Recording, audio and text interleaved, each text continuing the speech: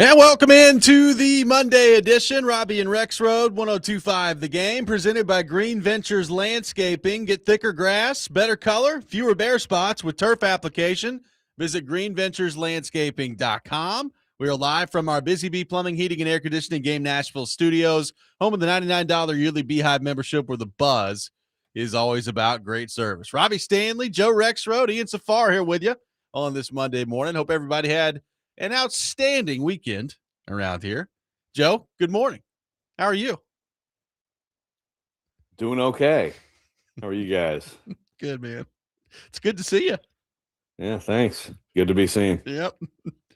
Good to have all the necessary tools to see him too, you know. It's good to have those things. It's quite a wonder that that's the case. It is. It is. People have no idea what we're talking about. Well, they might later in the show. We'll see what the willingness is to share that. Who knows? Yeah, we'll see. May not. Ian, how's it going? What's going on? Good morning. Doing just fine. Thanks. Happy Monday. All is right in the world. Charmed is back on. Oh, yeah. We are starting the French week. Open's done. Get rid of that whatever tournament, meaningless tennis, and we have more important things going on here. We got Charmed on the TV, starting the week off correct. That's right. So we're back, baby. Are we Season 5. We planning the parade yet? Knicks up 2-0, win both games on the road, coming back home, game 3 tonight. How we feeling? I mean, you got to be feeling great, right? Feeling pretty good. Pretty good. Yeah. Yeah. That's what I'm talking about. Look at those Knicks, Joe. They ain't lost since April. Yeah. How about it? Yeah, I know. I mean, I need to give them more respect, man. Should have locked the Spurs. Like you said. Yeah. Would have gone well for you. Boy, if today was if this was Knicks Thunder and the same result had played out, this would be quite the day on the program today for Mr. Rexrode. Quite the day. That's true.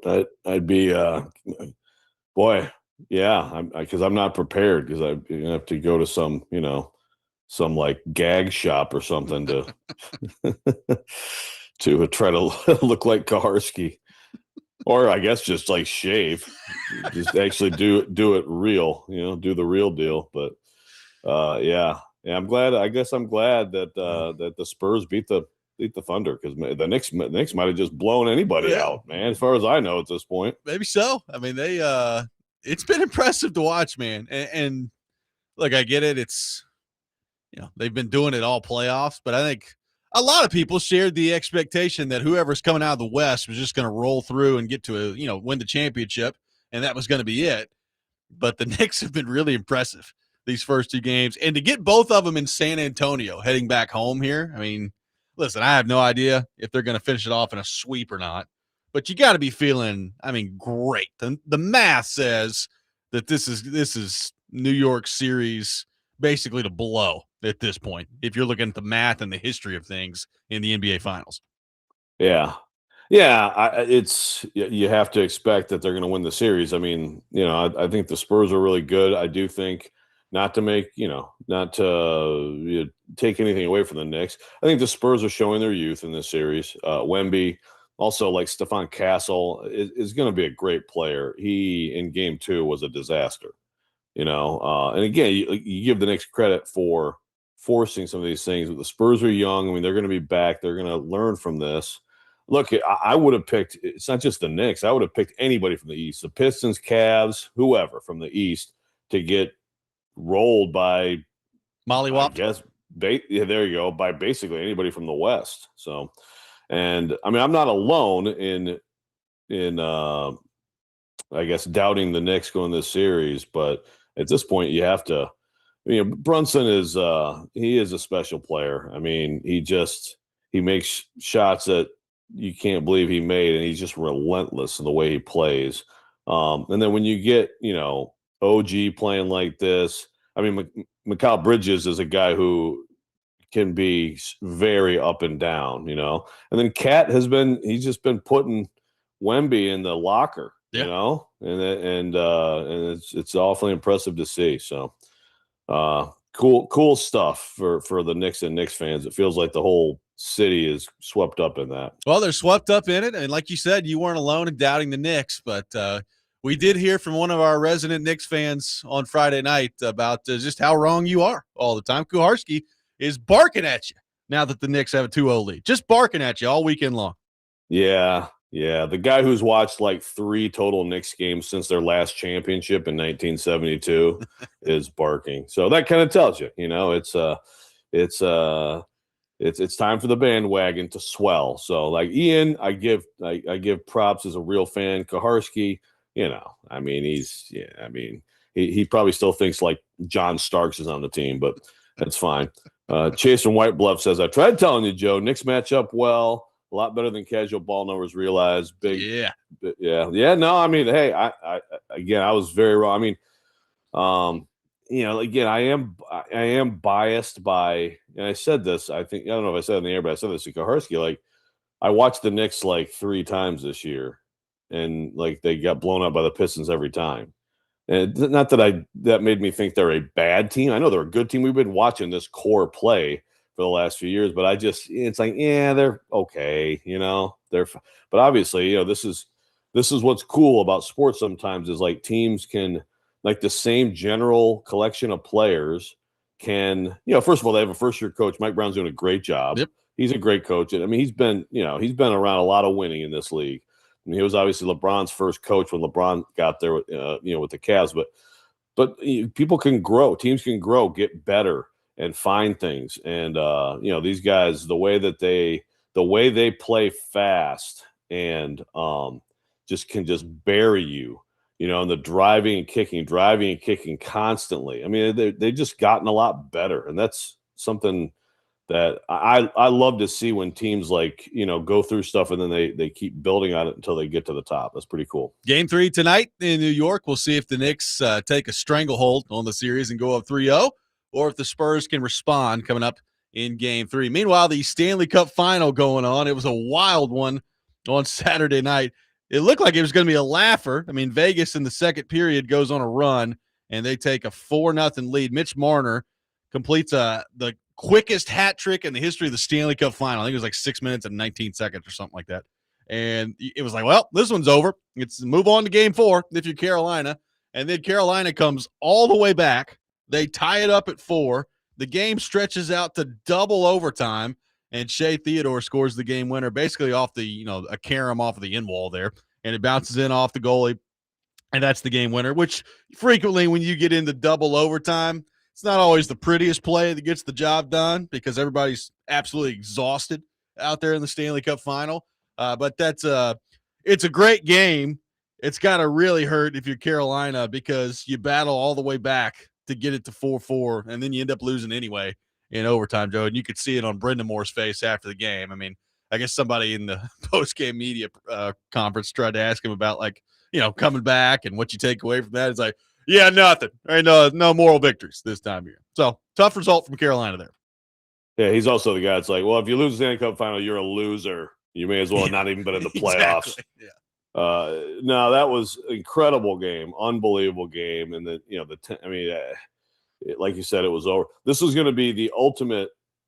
And by the way, there was a great Maple Leafs fan with the like "I'm here for my mental health" sign in the crowd, but like this would have been the ultimate like Toronto fan thing, which would be like, oh, there you go, Mitch gets a hat trick, and they blow a 4-0 lead and lose. That's Mitch. It's not like it's his fault or something, you know what I mean? But it's like, there you go. Do whatever you want, and you're still going to lose, but they won. I'm really curious to see how like Carolina comes out of this. From this one, because now they're in a situation where obviously they've got to win this next game. And had they won, you just knew whoever won that game, whoever lost that game, it was going to be devastating for that team. For sure. So and now there's somewhat of a question if you're Carolina is like, what do you do in goal? Like, Frederick Anderson gets pulled in that game. They throw in Brandon Bussey, and he's been on the bench for 2 months, and you get thrown into that game where you think there's nothing to lose, and then all of a sudden you find yourself in overtime if you're him. And like, I don't know that I pin the fact that they're down 2-1 on Anderson exclusively, but he's not been very good in this series. So I'm interested to see what decision Brenda Moore makes there. If you force me to guess, they'll probably go back with Anderson in game 4 to start, but I bet the leash is relatively short. Yeah. This seems like a dance with the one who brung you type thing. I agree.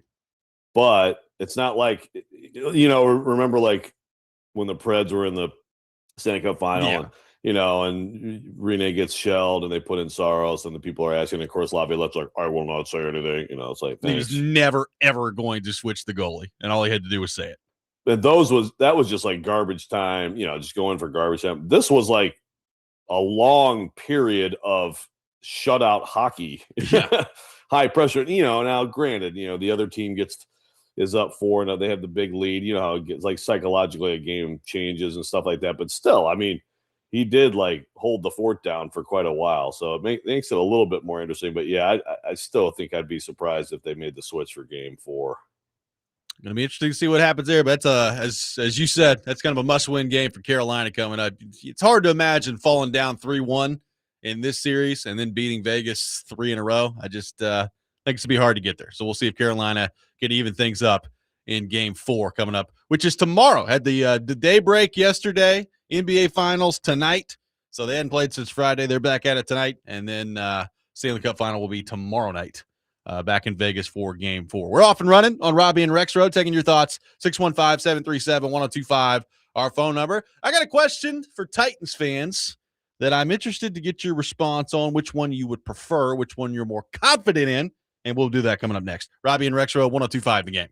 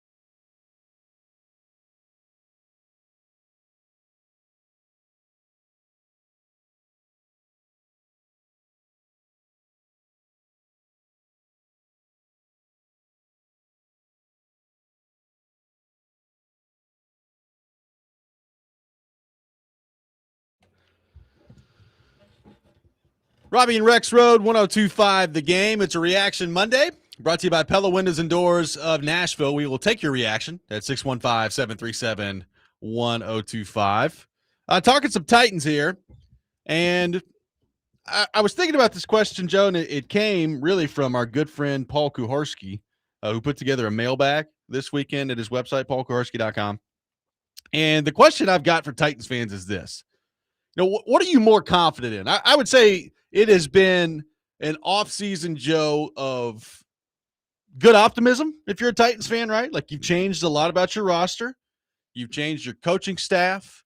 You've got a second-year quarterback. You've just drafted a high-profile pass catcher that you hope turns into a star, then number 4 overall. I mean, there's a lot to point to this offseason and to feel good about just in terms of, on paper, the direction it seems like the Titans could be headed as they head into this regular season. There are some questions that I think come with all those things that we've brought up, and I'd be interested to know if you're a Titans fan, like with these two guys specifically, what are you more confident in? Is it that Robert Saleh and the record that he has as a head coach with the New York Jets, which, as we've discussed, 20-36 in 56 games? That's not good. I mean, that's a winning percentage of 357 in the NFL. It's not very good.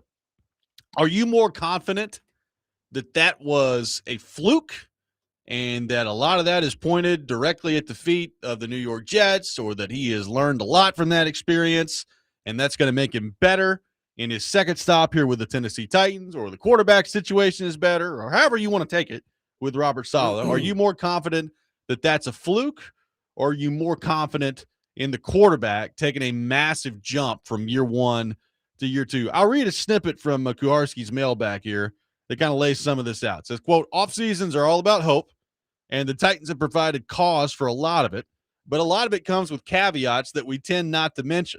Let's look. We hear the first sentence a lot and not the second one so much. Robert Saleh looks and sounds like a good hire, but he didn't win in New York. The arrow is up on Cam Ward, but he's got deficiencies that we're counting on fading away. The defensive line is stacked, but many of the additions are more run stoppers than pass rushers, and there isn't a single bendy, edge-burning guy among them." So he goes on to give a few more examples about all this, but the point is, this time of year, throughout the offseason, Joe, as you know, people tend to view things with rose-colored glasses. Hope springs eternal, and you're hoping for some better football around here. So, Joe, let me pose that question to you. When you're looking at, if you're a Titans fan, the situation that they're currently in with a second-time head coach after a first tenure in New York that did not go well, or a quarterback that I think we would all agree is going to have to take a pretty massive jump from year 1 to year 2 to get on track to where people hope he's going to be. What are you more confident in? What should Titans fans be more confident in? Yeah, it's a really good question. Basically it's like, what is your evidence that's different from the key information, which is, as you laid out, Saleh's, failures as a head coach in his first stop, and then Cam struggles in his rookie year. For Cam, it's obviously what he did in college. That's a different level of football, but of course, we've seen high level play from him in college, and certainly saw more than just a few flashes last year. There's some really good stretches too last year. For Saleh, he's been a great D coordinator in this league. And even when he struggled as a head coach, they did have typically, pretty consistently strong defenses with the Jets. I mean, I guess, first of all, I think it's easy what you would rather be true. You would much rather Cam, Yes, taking that big jump, Cam being the real guy. If you have to go through like another coach firing, like in 2-3 years, okay. If this guy's real, like you'll figure that out, as opposed to the other way around, which is, this coach is good. He's got to go find a quarterback, but good coach, he's done some. So I think that's an easy one of what you would prefer. I might shade a little bit more toward believing Saleh than Cam right now, because again, he at least has been a head coach, has had some things go well as a head coach, had tremendous challenges that were not his fault, and his defensive coordinator record is really good in the league. So I think it's probably I'd probably drift a little bit that way if I had to bet on one of the two. Yeah, like I think there's no question which one that we would prefer, right? Like, I mean, you'd always take the quarterback in this situation because if the quarterback's good, I mean, that's head coach proof, right? Like, I mean, it's, the quarterback, if he's what you hope he's going to be, can outlast several head coaches. In some cases, can overcome some head coaching deficiencies that would be there, depending on, how good of a quarterback we're talking about here. So there's no question which one I would rather have. I also think, Cam Ward taking a massive jump. And by the end of year 2, like, you're looking at it, and that's another thing Kuharski talks about in this mailbag. Like, you need to, by the end of year 2, feel pretty darn good that he's your guy. Well, that's a pretty difficult thing to do in the NFL, right? I mean, that's not an easy thing to be thinking about looking at Cam Ward at the end of his second year and to be pretty sure that he's your guy and he's the franchise pillar that you're going to be building around for the next decade. Like, that's a difficult spot to get to in the NFL. Like, the solid thing is really interesting to me because, Michael from Madison has brought this up. Chase from White Bluff has brought this up as well on the text line. Yes, I mean, Saleh has demonstrated at this point, like, there's a long enough body of work that he's a good defensive coordinator. There's no doubt. I mean, he's done some really good things in San Francisco. As you just brought up in New York when he was the head coach, the defense wasn't the problem. They had really good defensive personnel. Their defenses were good. They could not get anything going offensively. But, like Chase from White Bluff says, look at what he's done as defensive coordinator with Shanahan since being with the Jets. Well, he was with Shanahan before the Jets too, right? And he was a good defensive coordinator while he was with Shanahan, which is why he got the Jets job. So, like, I don't know how much stock I put into him going back to San Francisco and being a good defensive coordinator again. I would more want to know, like, what did you learn from your head coaching experience in New York that didn't work, that you are changing and that is going to be implemented come regular season time here in Tennessee? Like, it's not a bad thing. Like, I'm glad that he is a successful defensive coordinator. It gives me confidence, particularly with him being in charge of the defense, that they're going to start to get that side of the ball figured out. But I had no doubt about his defensive competency when he got hired by the Jets. Like, he was pretty darn good in San Francisco before that. I need to know, from a personality standpoint, from a way you operate standpoint, from how you handle your players, how you handle the media, all these things. What didn't work in New York that you're trying to make different here in Tennessee as a head coach? Yeah. And I will say that I do think that the second time around is important because it seems like that first tenure with the Niners, I'm sure, like, everybody has injuries, but they were pretty whole and they were unbelievably loaded, right? And so, you don't take credit away. Any coach who has success has good players, but I thought last year, because of the injuries and the way they performed still, I thought that was a good endorsement of him, and be able to handle all those issues and still, for the most part, play good D with that team. I thought that was a good thing. But yeah, to your point about what you've learned, I mean, the biggest concern I have from all of the New York stuff is definitely the media stuff. And I know it's New York media, but just being preoccupied with stuff like that, preoccupied with who's talking to reporters. I mean, you go down that rabbit hole as a coach, and other coaches have done this, but I think that the best ones, you just, like, things are going to happen.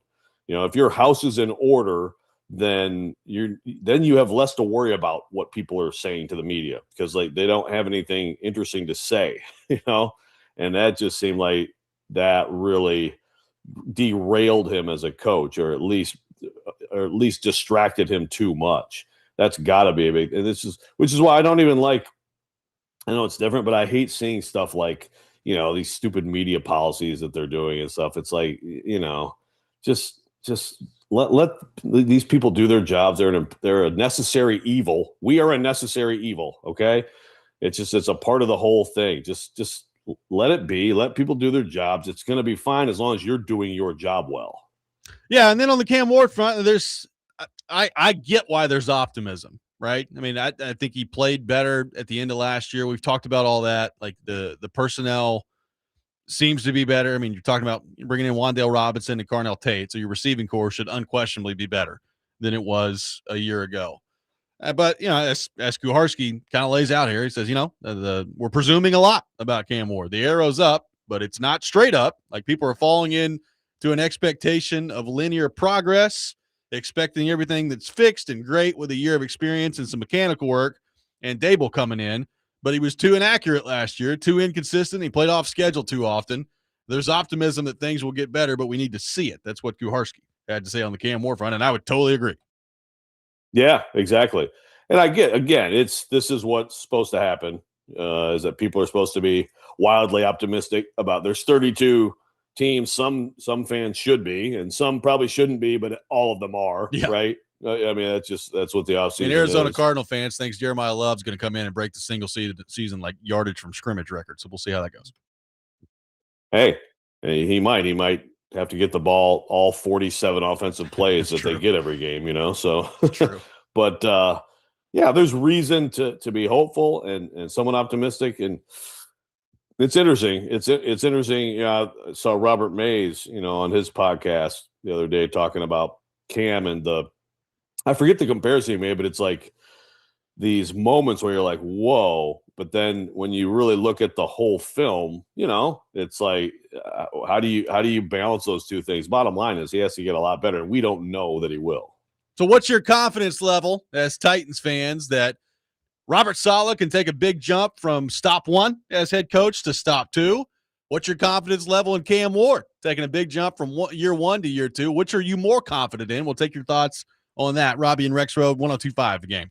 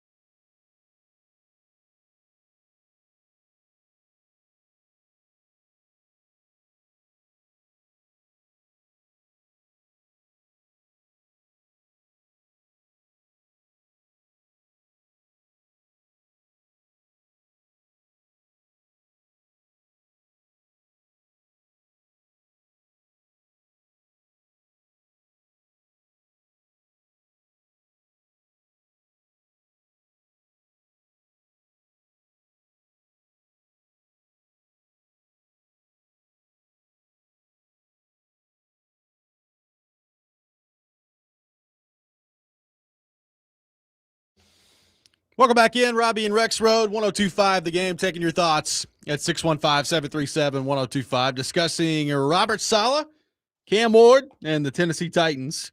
Your confidence level, that Robert Saleh figures it out from stop one as a head coach to stop two, or Cam Ward takes a big jump from year one to year two as quarterback of the Tennessee Titans. Now, we've talked about some differences from Saleh, like what'd you learn from stop one to stop two? Well, what he's put out there on the record, Joe, is that he wants to be calling plays defensively here. And we've talked about that. I mean, that is a difference than what it's going to be from New York to his time here. We'll see how it goes. I think a lot of fans look at that, Joe, and they say, okay, well, that's good. Like, I'm glad Robert Saleh is going to be in charge of the defense. I think more Titans fans look at it and say, offensively, maybe the addition of Brian Daboll frees him up in a way that he wasn't freed up to do that in New York. I mean, they did not have an offensive coordinator with the Jets with the same pedigree as Daboll. I mean, there's no doubt about it, right? So how much does that hire and basically being able to, if he wants to, just turn the offense over to him, how much does that help Saleh maybe delegate some things that he wasn't able to delegate in New York? You know, how much of a tangible impact does him calling plays have on this defense? Those are things I don't know. I would think it has to be a positive if he's calling the defense based on what he did in San Francisco. So from that standpoint, like I'm really excited about it if you're a Titans fan, because I think that's got a chance to be good. But I think, you know, the biggest key in all that is probably Daboll and the ability that and the trust that Saleh's going to have in him to operate on the offensive side of the ball. Yeah, it's definitely different because I'm trying to think, was it all Hackett there? Was it all Hackett? It was Hackett and Mike LaFleur. Hackett, Mike LaFleur, yeah. I mean, Hackett, who can't count. I mean, he proved that during his 4 games or whatever he had as a head coach. So certainly with Daboll, you got to have a higher level of confidence. There's a few questions about this. One, of course, is, yeah, look, I really do think that Daboll, I just think he's one of those personalities. It's not going to be kept down. And if there's some progress and success this year, which based on his track record, I would expect some, that it might be a short stay. And then so if that's the case, then all of a sudden, are you really in a situation, if you're Robert Saleh, that you've just got someone ready to plug and play and you're going to do the same exact thing and you can just say, that's your baby? Yeah. I mean, more and more in this league, I think you definitely see the coaches who are like, if they can get a good coordinator, and it's just like, I mean, you know, Sean McVay did it right from the start with the Rams, with Wade Phillips. You know, it's like, this is my baby. This is where I have an edge, where I can out maneuver my opponent. I'm taking the offense. You know, you take that. I mean, it can work for sure. And then especially if you're a solid type who certainly does seem like a good leader of men, so to speak, right? You know, so that he can still relate to everybody in the locker room.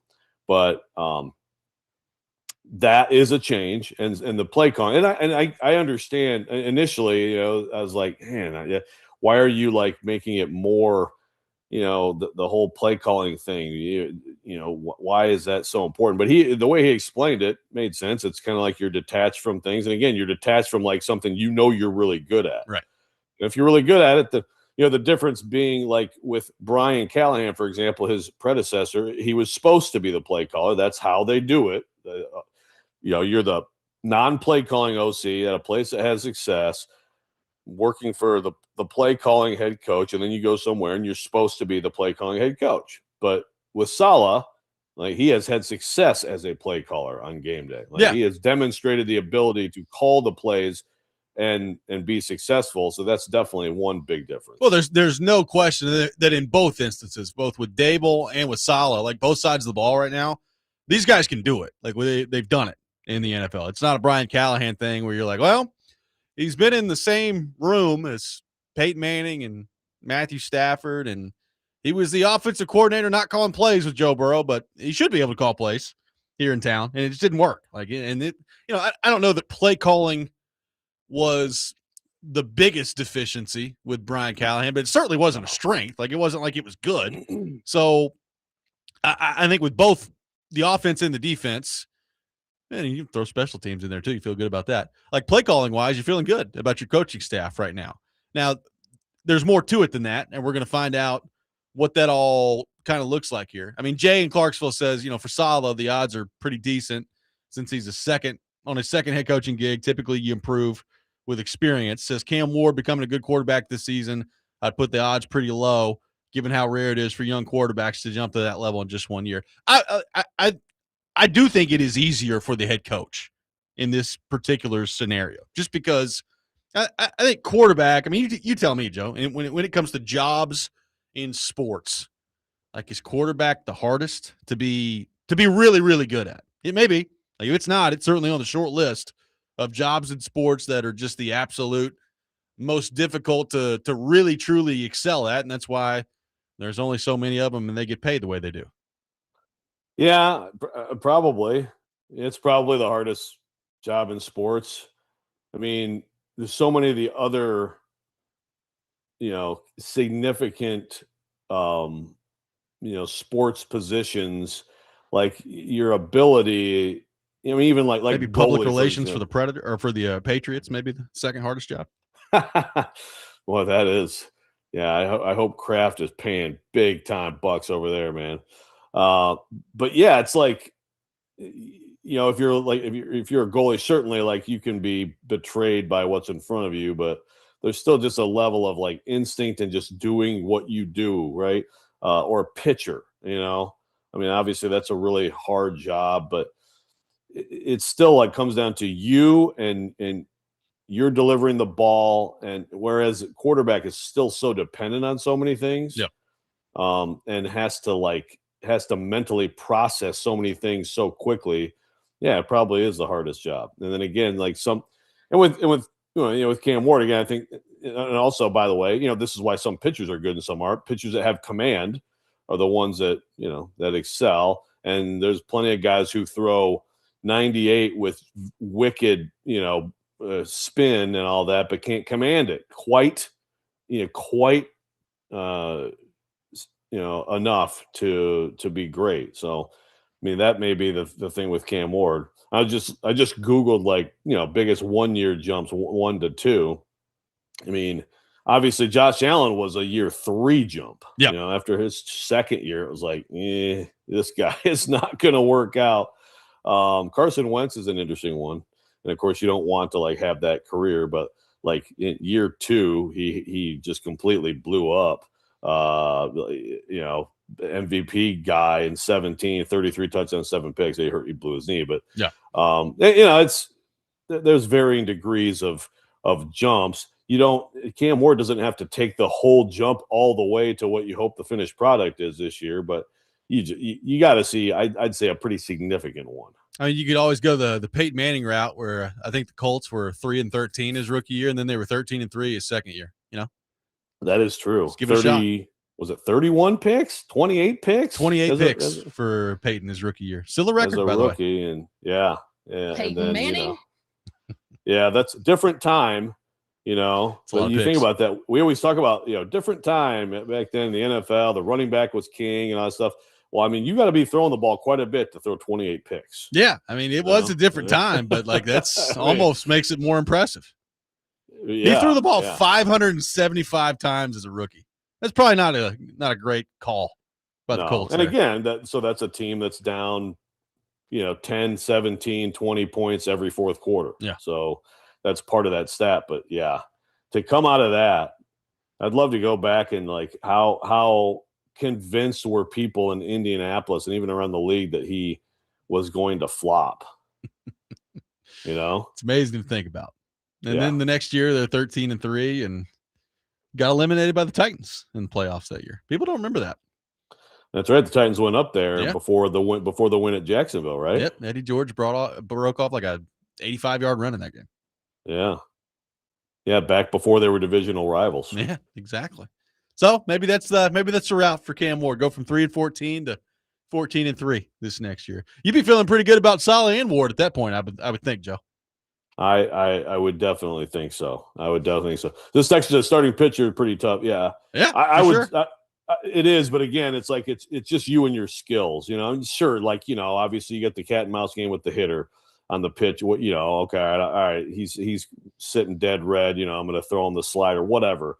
That's still so different than before you even get to the point of delivering the football as a quarterback, all the things that you have to try to diagnose, right? JC in Gillisville says it's about the Jimmies and the Joes, not the X's and the O's. And I largely agree with that, Joe, but I do think there are coaches in this league and in every sport. Think about John Cooper in Tampa Bay. Think about in the NHL. Pick any sport you want to pick. Yes, it's about the Jimmies and the Joes, not the X's and the O's. But I do think that there are some coaches in professional sports that are so good that sometimes they elevate the Jimmies and the Joes as well. It's all, a big process here. And if you're a great coach, you need really good players, obviously, if you're going to win. You can put Sean McVay with last year's version of the Tennessee Titans, and it's probably not going to go very well. But I do think there are some coaches in the NFL that elevate an already good roster to a higher level because they're that good as a head coach. Well, and the innovators. Yeah. The innovators that taken it. Go back to Dick LeBeau and the zone blitz. Yeah. These things matter. They don't pretend they don't. The things that they've done, McVay and Shanahan and their ilk.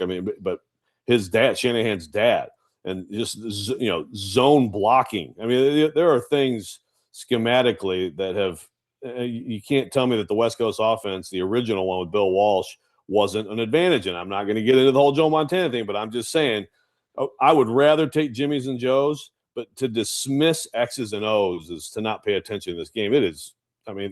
These people spend hours every week trying to find the smallest little edge. If it was just Jimmys and Joes, it's just like, okay, well, our guys are better. Let's go. And I'm going to go golf now, and we'll see you guys Sunday. That's not how it works.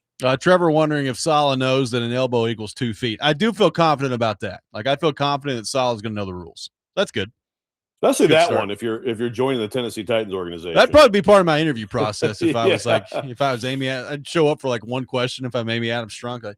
Now, do you know, Robert, that if you get the elbow down in bounds, that's a catch in today's football?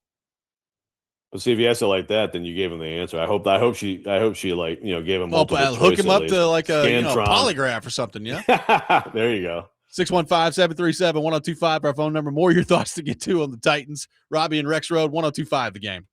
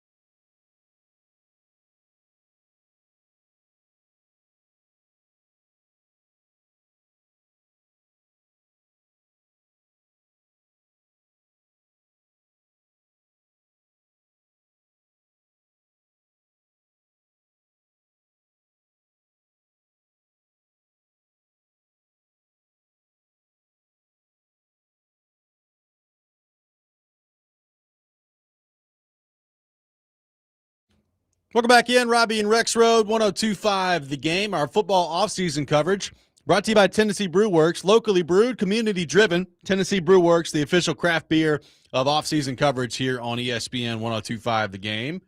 We will get into some Predators news here to begin the 7 o'clock hour. Taking your thoughts on the Titans right now at 615-737-1025. So, Joe, on the Cam Ward front, as we just kind of laid out in a piece from Kuharski's mailbag, there's no doubt the accuracy needs to get better. You would think that heading into this year, the weapons that he now has at wide receiver would enable some of that to happen, right? Like you should be naturally just better if you have guys, conceivably that get open more often. So we'll see what that looks like for the Tennessee Titans and what that correlates to. My question for you, Joe, is this.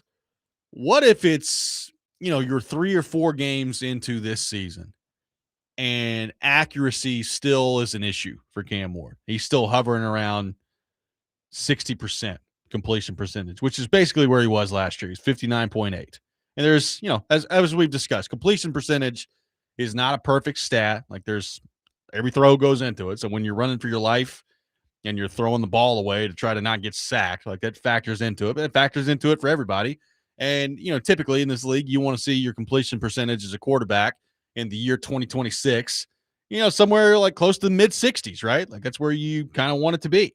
So how concerned will you be, Joe Rexrode, if we're 3 or 4 games in and it's clear that accuracy is still a pretty good issue for Cam Ward at that point?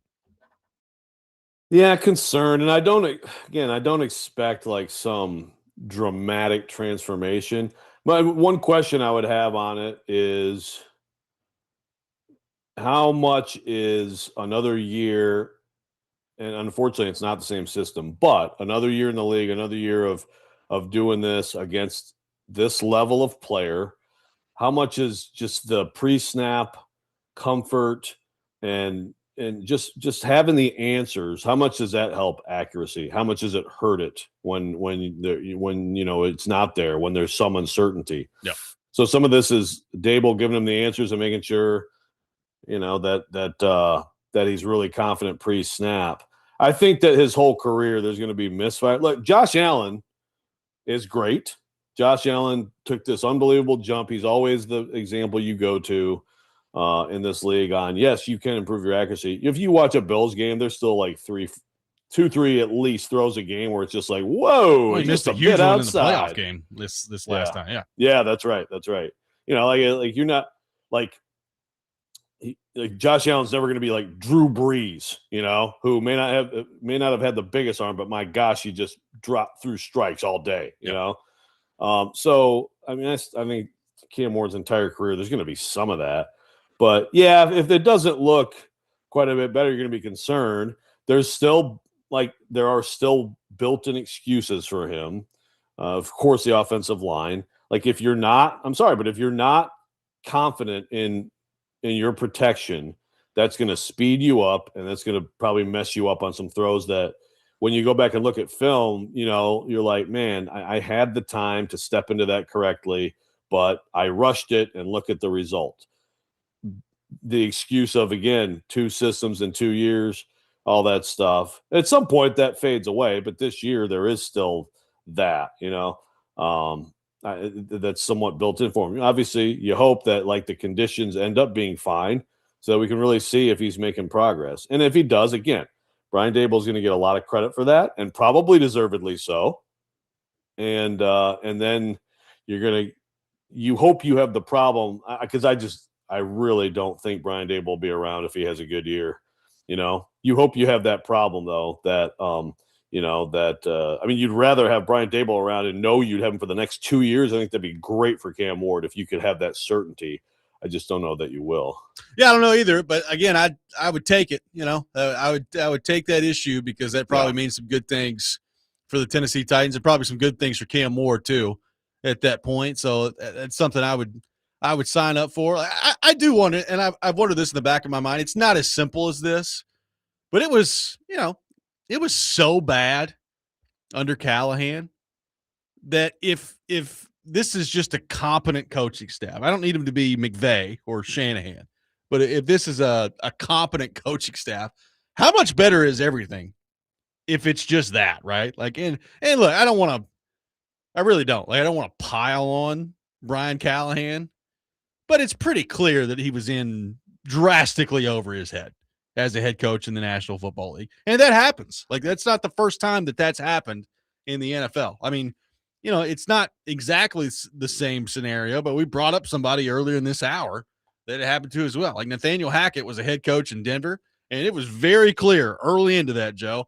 that he was completely over his head. It's not the same situation, but it's not that different. Like, Hackett got fired less than a year in, and Callahan, it took like a year and a half before he got fired. It wasn't that different in terms of the way things kind of played out there. So sometimes you just run across guys that have no business being a head coach, and it becomes obvious when they become a head coach. And if you've got a pretty dramatic uptick there of just overall competency, how does that lend itself to not only Cam Ward, but just the whole team, the operation, everything? I mean, Cory Curtis brings this up all the time, and I'm not a huge Mike McCoy guy, but they did get better under Mike McCoy if you watched him play. I mean, there's no doubt about it. Like, how much of it is just as simple as you have somebody competent, you hope, running things right now? Yeah, no, there was a baseline of just professionalism that came in with him, and it got better. And that's the thing too. It's Brian Callahan, but it's also the coordinator situation, in particular the OC situation. His high school buddy. I mean, all due respect to him, but it was a little bit too much of a jump for him. And sure, not a play caller, but like, those jobs get head coaching jobs. Yeah. They're very important. I mean, those jobs. They're important to everybody else. They should be important to the Titans too, right? Yeah, and that's why, one, I think there should be some excitement with the Dable situation. And then two, like, if Cam Ward doesn't make some serious strides with this guy working with him daily, then at some point you're going to look at Cam Ward and say, okay, it just may not be there. Now, I don't know when that happens, but it will be alarming to what you originally said in this segment, like 3-4 games, if it's not clear that there's a step being taken at that point. Because I definitely think that the situation, in terms of the coaching he's getting on a daily basis, is better. There's no doubt. 615-737-1025 is our phone number. 615-737-1025. Some Preds news over the weekend that sparked some buzz from Predators fans. We will get into that. Robby and Rexrode, 1025 The Game.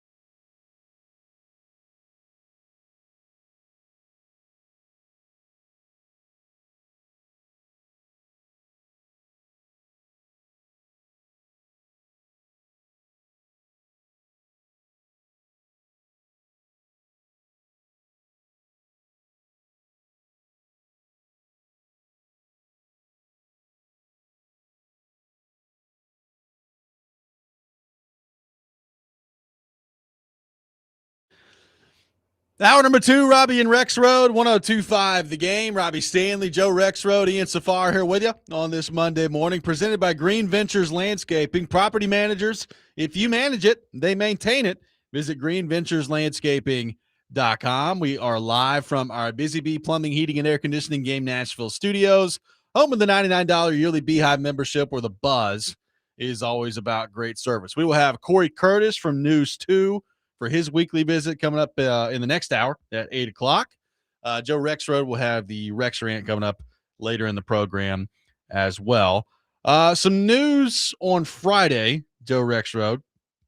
Number one, it was announced that the Nashville Predators had hired Rob Blake as their executive vice president of hockey operations. So Chris McFarland comes in, and he immediately identifies Rob Blake as the executive VP of hockey ops. Blake, obviously, hockey Hall of Fame defenseman, and then he was in management, most notably with LA from he was there forever, but he was the general manager and VP of hockey ops from, I think, 2017 through 2025. Like, he was there for a while. So a lot of experience in management. He was an AGM with the Kings when they won the Stanley Cup in 2014. So he's a guy that, obviously pretty good hockey pedigree there in terms of, number one, as a player, being a Hall of Famer, but number two, being the, one of the architects of teams that won the Cup in LA and then serving as general manager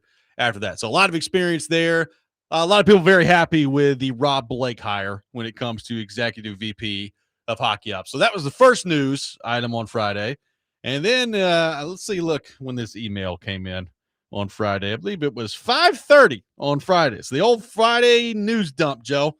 And it was the announcement of Brian Poyle's departure from the Nashville Predators.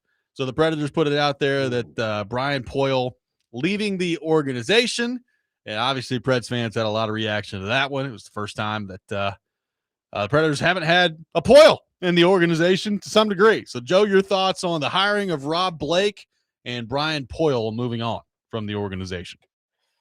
Yeah, well, the Rob Blake hire is certainly the bigger news there. You figured, like there was going to be a name TBD in that spot as McFarland's number 2, and seems like a good hire, tremendous pedigree for him. So just another, there you go. This is your crew now, at the top of the personnel department for the Nashville Predators. It's new blood and, some people who have experienced a lot of success, not success all the time, but a lot of success. And then Brian Poyle. Yeah, it's honestly kind of interesting. Like you said, it's a news dump. Also, I was kind of like, how often do you get a separate news release on, like someone in a personnel department departing an organization? Not often. Not very often. I mean, clearly, obviously David Poyle's son, so there's the history of David Poyle and everything. I'm not hugely surprised that that's the case. No. A couple questions I have. One, is he going to continue in personnel? Like, what's next for him would be a question. And also, does this mean the other two guys are sticking around, or how is that going to look? The fact that they made this announcement, once we have a week of find out now who the top 2 are in terms of Preds personnel. We know that there were 3 essentially number 2s in different capacities for Barry Trotz. What is to become of the other 2 if we have a press release on one of them leaving? It's a great question. Here's my immediate response is to that. I knew that nothing was going to happen right now with Jeff Kelty because he's basically running the draft. Right? He's been at the NHL Combine, and so like it makes no sense to move on from Kelty right now. I think Nickel's good. Like I think they really like Scott Nickel in terms of, I think there's a chance he could be a GM one day. So I'm interested to see what happens there. I don't know. Like, once you get beyond the draft, is it just a total revamp of your front office structure, or are you just going to leave Kelty and Nickel in place and kind of build out from there. I mean, look, they've already redefined the structure. Like McFarland is in charge, and now he's got his number 2, right? So, I mean, the organizational dominoes have shifted dramatically with McFarland coming in, but even now with Blake in, like Blake's his handpicked guy. I said it from the start. There will be at least one handpicked guy from McFarland that comes in here, and it didn't take him very long to do it. So that's clearly been his plan for a while, is when he got a general manager job, Rob Blake was coming with him. So I like all that. I am interested to see if one or both of Kelty and Nickel hang around here. I wouldn't be surprised if one of them did, but I think Kelty in particular right now, with the work he's doing on the draft, I mean, it makes no sense to move on from him at this point. Yeah. So then, yeah. So after you get through the draft, then what's it going to look like? Is Brian Poyle not helpful in the draft? Well, yeah, I don't know. That's what Jeff Kelty does, though. Like, that's like he's run their player personnel, their player development, their draft for a while. So, like, that's what he does. But it is interesting that, they're just like, well, we'll just go ahead and move on from Brian, and then we'll figure out the other two as time goes on here. That part of it is interesting. That's a good observation. Or is it like Brian's like, okay, well, if this is how it's going to shake out, then, sayonara. I don't know. Could be. I thought Brian Poyle was more in charge of like the pro contracts, and dealing with pro personnel contracts and kind of that stuff. Well, and more than the draft. I would agree, and I do think he's going to land somewhere. Like, he's got he's been in the game long enough at this point, and has got a background. I think it's good enough where he's going to land somewhere, and he's going to be in personnel. And then we'll see if he ultimately one day climbs the ladder well enough to be a general manager, right? I mean, his last name and the work that he's done is going to get him a job somewhere. I don't know exactly where that's going to be, but there's no doubt, like, he'll be another AGM somewhere. I'm interested to see where that is. Like the McFarland part. Here's one thing that ultimately, Joe, I don't know how much it matters, because ultimately it's going to be judged on how much do you win, right? And we're going to get into some comments to that end here in just a few minutes. But, like, how much does Chris McFarland win is going to ultimately determine what his tenure here looks like. I will say this, though, and I think this is just a commentary on things we've been talking about with this franchise for a long time, and that is, the fan base has gotten in a spot where, like, that mushy middle is, I think it's been very detrimental. And I think it's, it's become a big enough fan base where I don't know that you're ever again going to have to worry about, like, all the stuff you worried about in 2007 or 2008 when it's like, good Lord, are they going to be able to fill the building enough where, they're not going to move the team somewhere else? Like, I think we're way beyond that.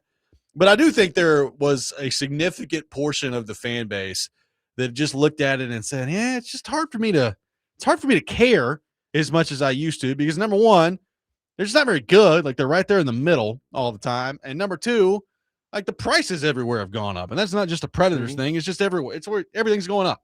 So I think that combination of things, there have been a lot of Predators fans that in some ways, Joe, have kind of been checked out a little bit over the last few years. And I have heard from so many people, and it was reinforced after the Rob Blake thing. And a lot of these people, Joe, really don't even know who Rob Blake is. Like, I know who he was, a hockey player. They don't know, like, his management background, but they're basically, their response to me was, thank God they're doing something different. I think that this hire has totally revitalized this fan base. I really do. And again, how much does that matter if they don't win? Not at all. But I do think that this place had reached the point where something like this was absolutely going to be a shot in the arm with this fan base. And it has been. Yeah, no, I think that's a great point. There are Preds fans who have season tickets who, and we've heard from them some. It's like, I don't want to spend a year watching bad hockey. Like, I want the hockey to, like, I want to have some chance, some stakes, some success. There's that, but I think there's a much bigger portion of the fan base that, like you said, has become so sick of, like, how do we get out of this? How do we change the math and just go in a new direction? And this is clearly now giving them that. There's just no doubt about it. And again, it's not just a new direction, but it's a new direction like with some backing, with some data and some success behind it. Like that is exciting. Doesn't guarantee anything, but it's exciting. Redemption, real quick, is hoping that on the YouTube chat, it's hoping the Vancouver Canucks put Brian Poyle in charge of their cap. Grandfather was a Canucks first ever GM in franchise history. Maybe some family luck will rub off. So maybe so. There you go. I think help. It's good. Well, it is good. Look, like we've talked about. I just think here it's one of those impossible things when that's your last name. It's impossible. Like it's just going to be, regardless of what you do in your job on a daily basis, the nepotism thing is you can't do it. But now going somewhere else, I think is good for him. I agree. And just go in there and just see what you can do, and it'll be interesting to follow along from afar. So speaking of shot in the arm, I mean, there's a lot of excitement about this new era of Nashville Predators hockey, and a prominent voice in the NHL thinks the Preds may be a sleeping giant here. We'll get into that coming up next. Robby and Rexrode, 102.5 The Game.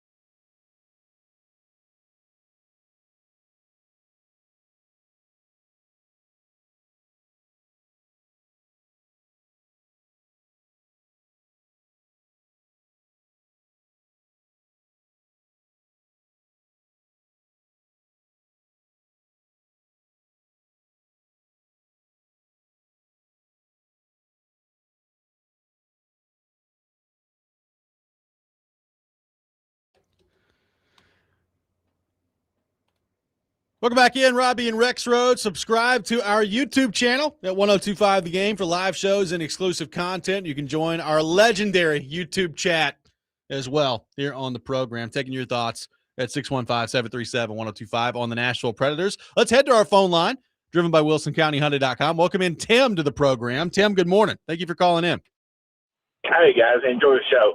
Yeah, you were talking about, I think this may be the first time I can remember, maybe forever, if you stop and look, people are excited about the Predators right now. I think the next big move will be what he decides to do with the coach, if he wants to keep him or he wants to get a different one. People are excited about the Titans. People are excited about Vanderbilt. When is that, all of that, and talk of maybe still getting Major League Baseball? When has this been this exciting for Nashville? It's a good question. I mean, especially that combination of things, it's a very rare occurrence, I would say. I'm 64 years old, and to have Vanderbilt where they're at right now with the Preds, what they're doing, the Titans are exciting right now, and it's a different era right now in Nashville. Thank you, Tim. Appreciate the call. Thank you. I mean, a couple things on that I would say, Joe. On the Vanderbilt front, there are demonstrated results to be excited about, right? Like the football team just had a great year. Basketball team has demonstrated results. Women's basketball, all those things. So, like, there's actually data on the Vanderbilt front. I think a lot of the Titans and the Predators' excitement right now is just exclusively hope, and that's not a bad thing. I'm just saying I would differentiate those two things. Yeah. Like I would argue, not to be that guy, but I would argue that, going back a few years ago and like the Preds were really good and the Titans were winning playoff games would be more excitement. But people are hoping, they're certainly hoping. And I mean, the thing is, the Titans, we're talking about this new direction for the Preds, which took forever to get to. And it's just, so it's pretty momentous. Yeah. If you've been following this franchise for a long time, because it's one of those things where it's like, you couldn't be too mad about like the continuity and the people who were in charge of the franchise, because they did do a good job and they're people that are very easy to like. But it also, you were ready for a new direction. Whereas with the Titans, I mean, there's a new direction every 5 minutes. Turn there, pivot here, go here. It's like actually in a way like totally the opposite of each other, right? Yeah. You got one franchise that has this stability, but it's okay. It's time to shake things up. And stop shaking things up. Stop it. Stop shaking the magic 8 ball, please. It's middle ground, please. Yes. So, yeah, but maybe the people in charge of both places right now are good. Oh, by the way, Vengen has put together a Predators fan offseason survey, so make sure you check that out at Adam Vengen's Twitter account. And the station Twitter. And the station on 1025 The Game. So interesting questions in this survey for Predators fans to fill out there.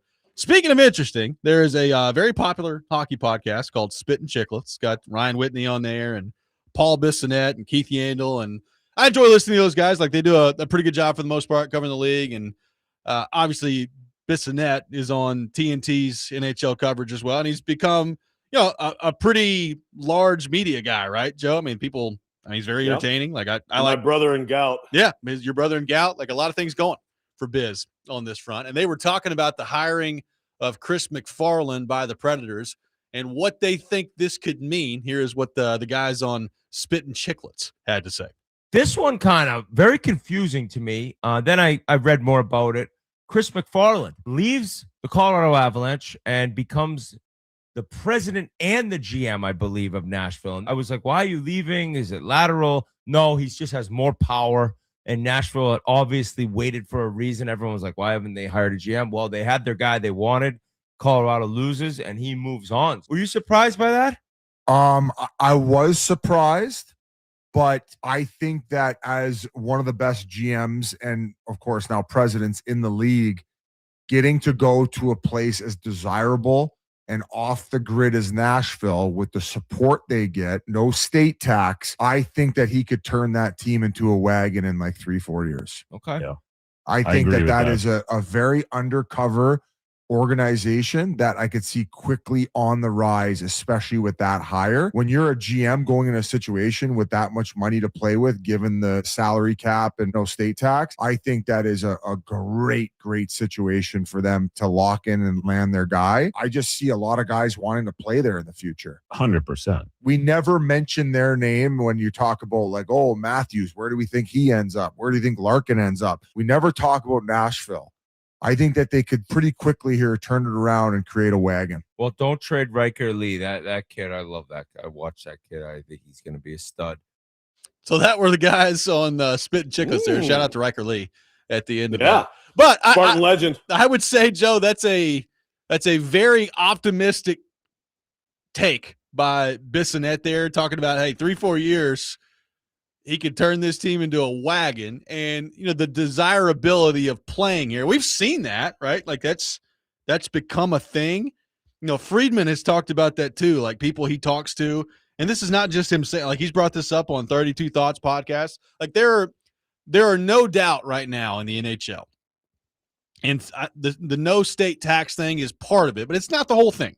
Like the no state tax thing is part of it, but there are certain places in the league right now, Joe, where players want to go to, right? Like it just is. Like, and some of it, I mean, at the end of it, at the end of the day, the bottom line is, do they think they can win there? Like that's the most important thing. But I mean, there are some advantages to playing where there's no state tax. Like there are, like Stamkos has outright said it before. Like one of the reasons he's here is, yeah, he wanted to come win, but he also he heard great things about living here. Like that's another thing. So it was interesting to hear that from Bissonnette over the weekend of like how much the desirability of playing here could play into the construction of the roster. I would say it's a very optimistic take. Like, you're talking about being like, if you're going wagon, I'm thinking Stanley Cup contender in 3 years. Like that's what comes to mind. And he did bring up Matthews. We've talked a lot about that. Like, what'd you make of what the Spit and Chicklets boys had to say right there, Joe? I'm sold. He brought up Larkin too. It's true. Yeah, it's an optimistic take, but I think it's absolutely a real thing. It's just that you have to have the team for some of these guys to look at and say, okay, I can see it. You have to be able to see it on the ice. Like you have to allow the city to recruit for you. I mean, if you're what they are now, which is an aging, really non-competitive, non-playoff team, that's still going to be a tough sell. Yeah. As we've talked about with these some of these guys out there that might end up looking around the league. If you can demonstrate, okay, there's some really promising young players. If you can look like the Preds looked, in like 14-15, where they gave the Blackhawks a real pain in the butt in that series, and you see all these young guys, you're like, man, look at that. Like, what could they be in a few years? You need that. And the only way probably to get to that is, again, I keep going back to anything with the Preds. Like I keep going back to what's Brady Martin going to be? Yeah. And how soon is he going to be that? If he's going to be what you hope, things like that. But if you can start to show a promising young core, then I think absolutely. And you have this new direction now. Okay, we get new guys in charge. They got this aggressive owner. You've got new front office that has had success. Shoot, they even bring in Nick Saban to interview people, and look at this young core. And Nashville, okay, all of a sudden it starts to look pretty good to people. You still like it. This place should be a difference maker, but it has to. That's going to break ties. You got to be better on the ice to even get to a tie to be broken. Well, somebody's bringing it up on the text line. It says no state income tax in Florida or Texas or Nevada too. It's not just Tennessee, right? And look at those teams. That's kind of the point. Like, look at Tampa, look at Florida and what they've done. Look at Vegas and what they're doing right now. Look at Dallas and how good they've been. It's not just as simple as that. Like, it's not just the state income tax. Because, by the way, there's no state tax in Seattle either, and they're not very good. So, like, it's not just that. But when you start thinking about destination places, there's not a ton of those. Like, there's franchises in the NHL that are destination places for different reasons, right? Like every team I just laid out there, like Vegas has the no state tax thing, and they're absolutely ruthless and they're committed 100% to winning. Tampa and Florida, there's no state tax, great organizations. And by the way, the weather's pretty good too, right? Like the weather factors into that too. And that matters in the NHL. There are other places, Joe, that like, you look at, for instance, Montreal. Montreal, I mean, you're certainly not going there for the weather, but you are going, and you're not going there for tax advantages, but you are going there for original six, fan base, team that's young and on the rise and really good. Like there are different places around the league that are destination places for different reasons. You have advantages here in Nashville that really should help you when it comes to player acquisition, and really should help you when it comes to player acquisition. Hopefully, the next time around when you get in that position for some younger guys than you saw last time from like Stamkos and Marchessault and Che and those guys. Yeah. And as someone who was born not in Canada, but not far from Canada, I grew up making snowmen. Even if you're from that area, you get sick of it. And it's like, you know what? I'd like to go someplace where I don't have hell for winter, So, right. And, it's not – Nashville's this is a good not middle Tampa, ground. Right. But it's not that bad.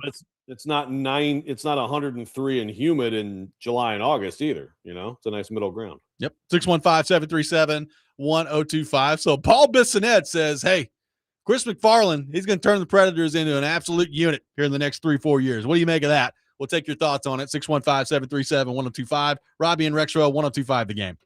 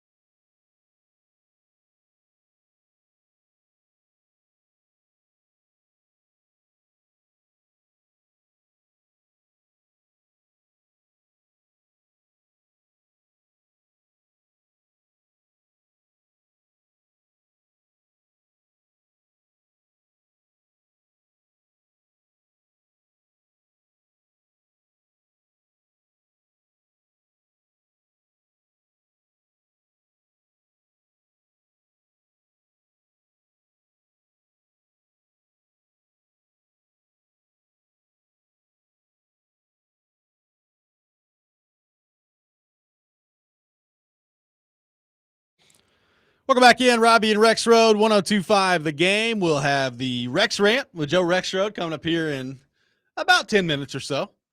Taking your thoughts in the meantime, 615-737-1025. Paul Bissonnette says on the Spit and Chicklets podcast that Chris McFarland might turn the Preds into a wagon here over the next 3 or 4 years. And one of the things he talked about was the desirability of playing here. There's going to be a lot of cap space that the Predators are going to have to operate with. Some of this for sure is going to be, what are their young guys turn into? That's probably the most important part of all of this. But the Predators should have, over the next few years here, some good room to operate with Chris McFarland to put his stamp on this team as to what that's going to look like. I mean, not that this means a ton now, Joe, because, again, this free agent crop is not great.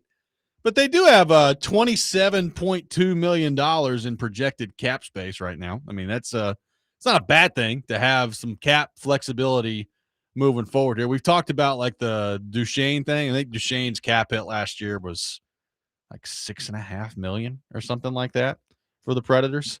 Well, now next year it moved for the next 3 years. It's 1.5. So you're talking about a pretty dramatic reduction there. Yeah, it's on the books for 3 more years, but it's at $1.5 million per year there. Kyle Turris, who is still being paid by the Nashville Predators, is $2 million over the next 2 years here. So the point is, Joe, they do have some pretty good cap flexibility to work with over the next few years. Kyle Turris, the Bobby Bonilla of Nashville. Yes. We should have been having a Kyle Turris day already. We need to have a Kyle Turris day. I agree. Just collecting checks, man. It's not bad. If you get What's up, guys? I would take it's pretty good. I would take somebody buying me out, It's not a bad way to make a living in sports. You're going to pay me to not play? Sure.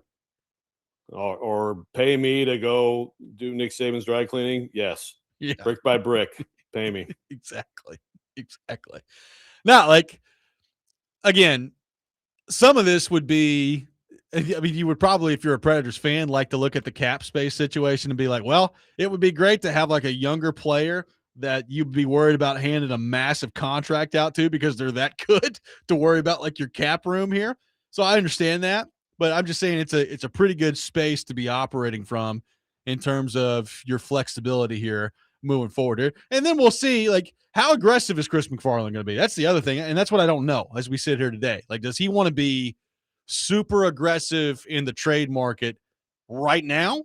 Does he want to wait and see kind of what he's got and then maybe formulate more of an aggressive plan at the deadline next year? There's no doubt, Joe, it's going to require some level of aggression to get out of where you're at right now, right? And you're going to have to be willing maybe to take some chances, maybe to move on from players that maybe deep down you don't want to move on from, but you got to flip your roster. I'm really interested to see what his approach to this is going to be and how aggressive he tries to be in the short term. Yeah, it will be very interesting.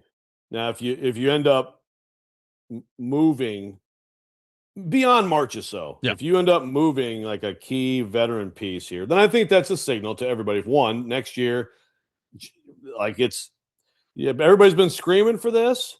Well, okay, here you go. You're probably gonna have to have some pain on the ice, right? But that's part of the process. I mean, Loppy on the YouTube chat's like, if everything breaks right, I see them being in San Jose in 3 years. Well, to me, okay, well, they better be drafting a couple more great players in the meantime, right? Yep. Or some of these prospects right now in the pipeline are going to be best case scenarios, right?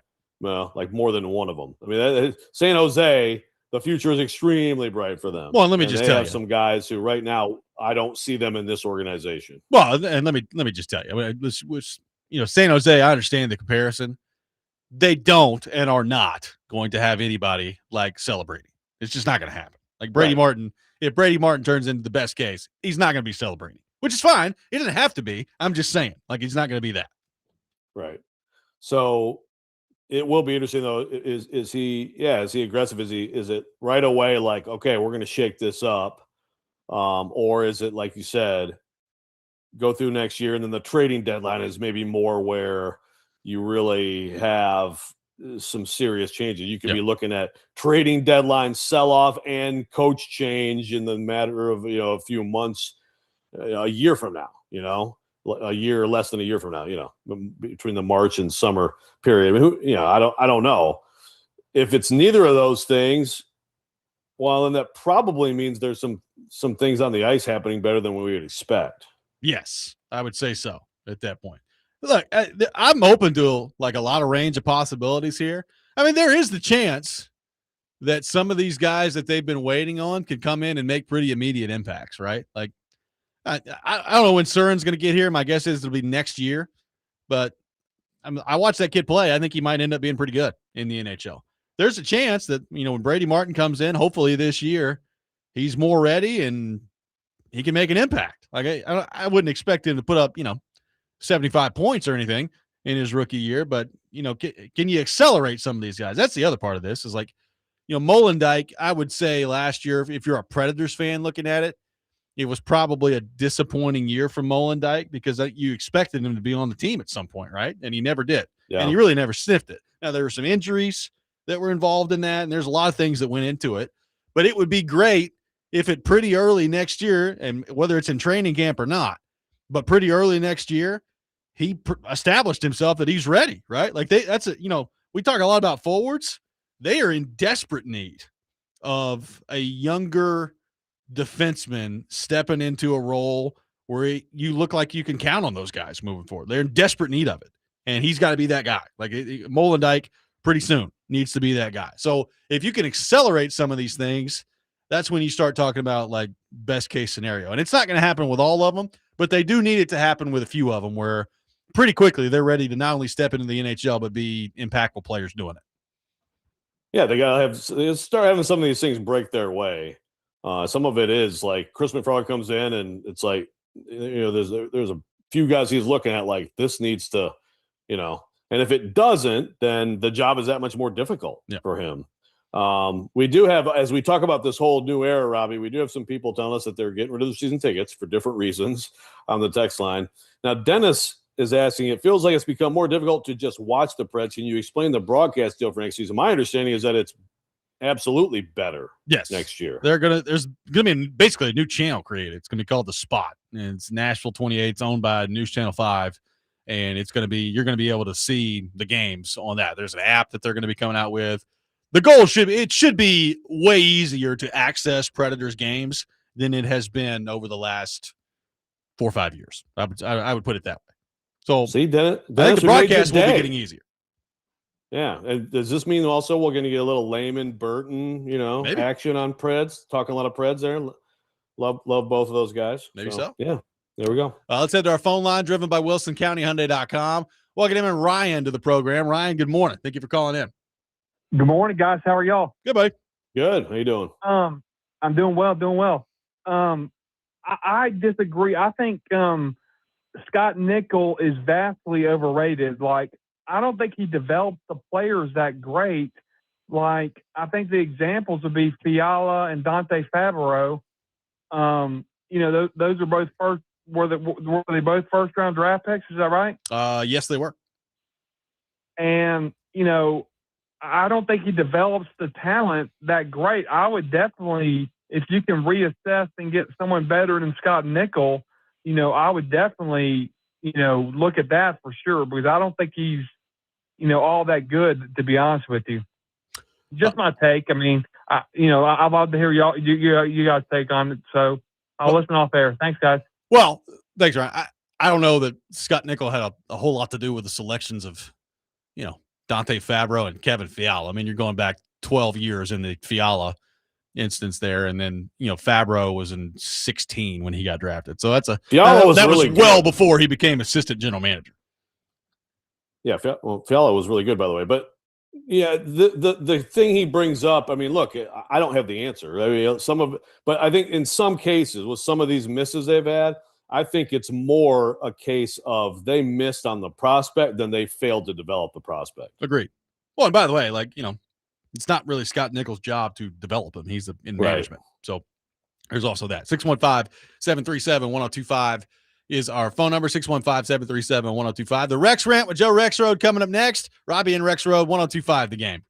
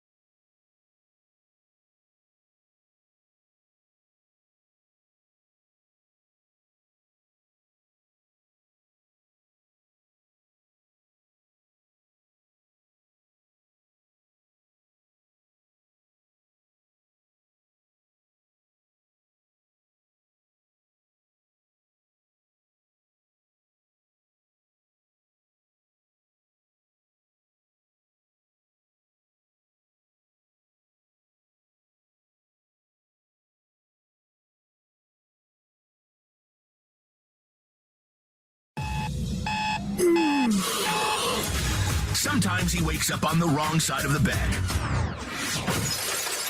And sometimes he's just, well, Joe. Awkward moment, let's do it. This is the Rex Rant, now on Robby and Rexrode. Shut your effing mouth.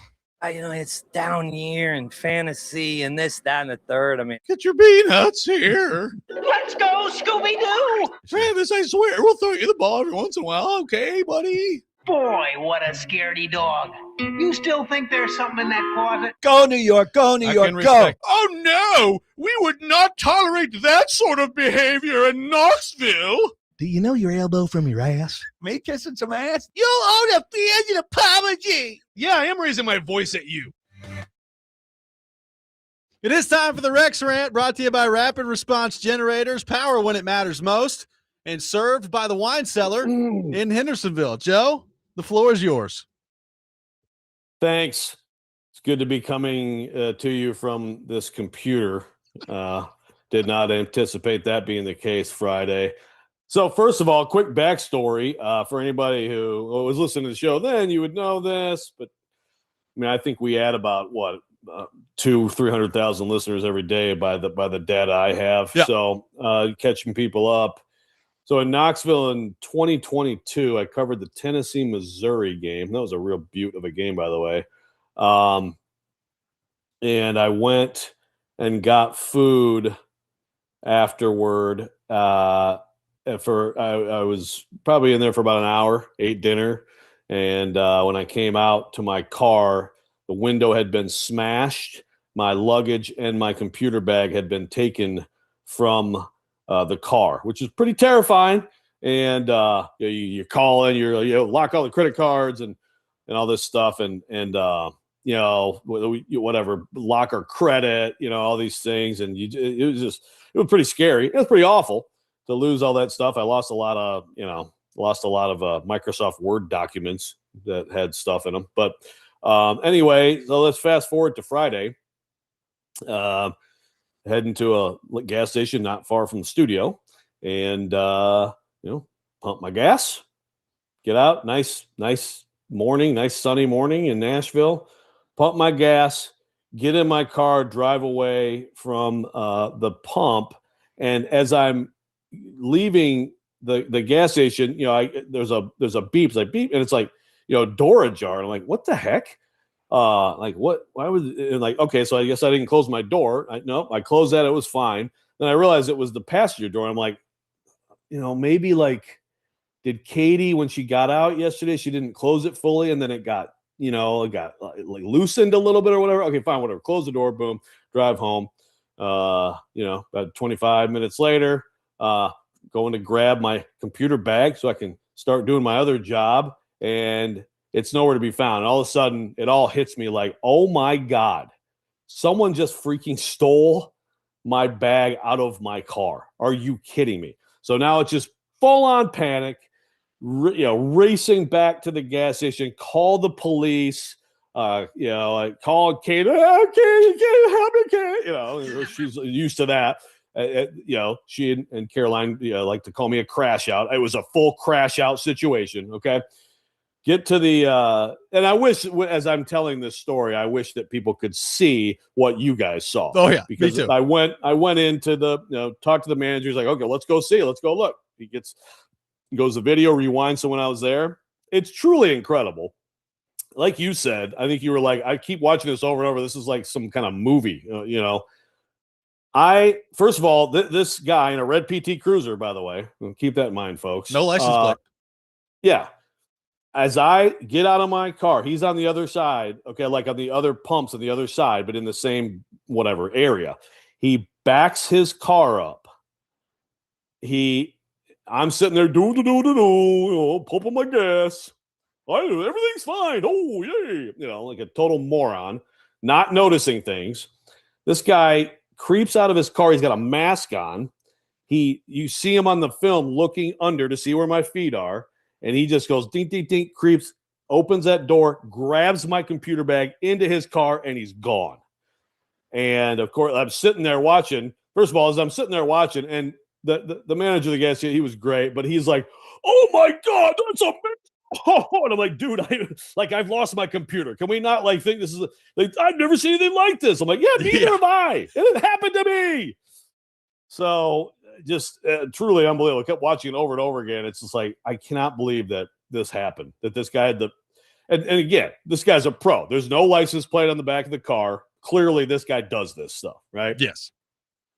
So long story short, the police officer is great. You can track your AirPods, which were in the bag, track them. He goes and he's like, hopefully this guy, this is where the guy had thrown out the airport. Again, this guy's a pro.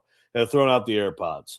And so I got those back. I was like, well, I'm glad I got my AirPods back. That's something, right? So in the meantime, it's like, you're never going to see that computer again. But I called work. Yeah, it's locked. It's encrypted. You can't do anything with it. So it's like, you're just sitting there, and it's like, I truly can't believe this happened.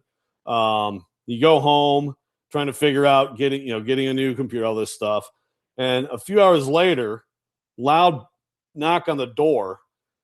A guy, the thief, apparently realized this is pointless. It's worthless. I can't get into the computer. Threw the bag in a Walmart parking lot. And this guy picked it up. Of course, because I'm smart, there's a bill with my address in it in the bag. And the guy just brought it to me. And he's like, he had called the police too. It was incredible. So it was like a day of, be careful out there. There are people out there who are looking to rip you off, man. And like, it could happen in the most innocuous situation. Also, a guy like that, I mean, I tried to pay them. I'm like, dude, take $40, please. He's like, no. He wouldn't take the money. Pretty amazing to see like people doing something like that. And so that's my story. Not really a rant, but I will say, why the hell does this happen to me?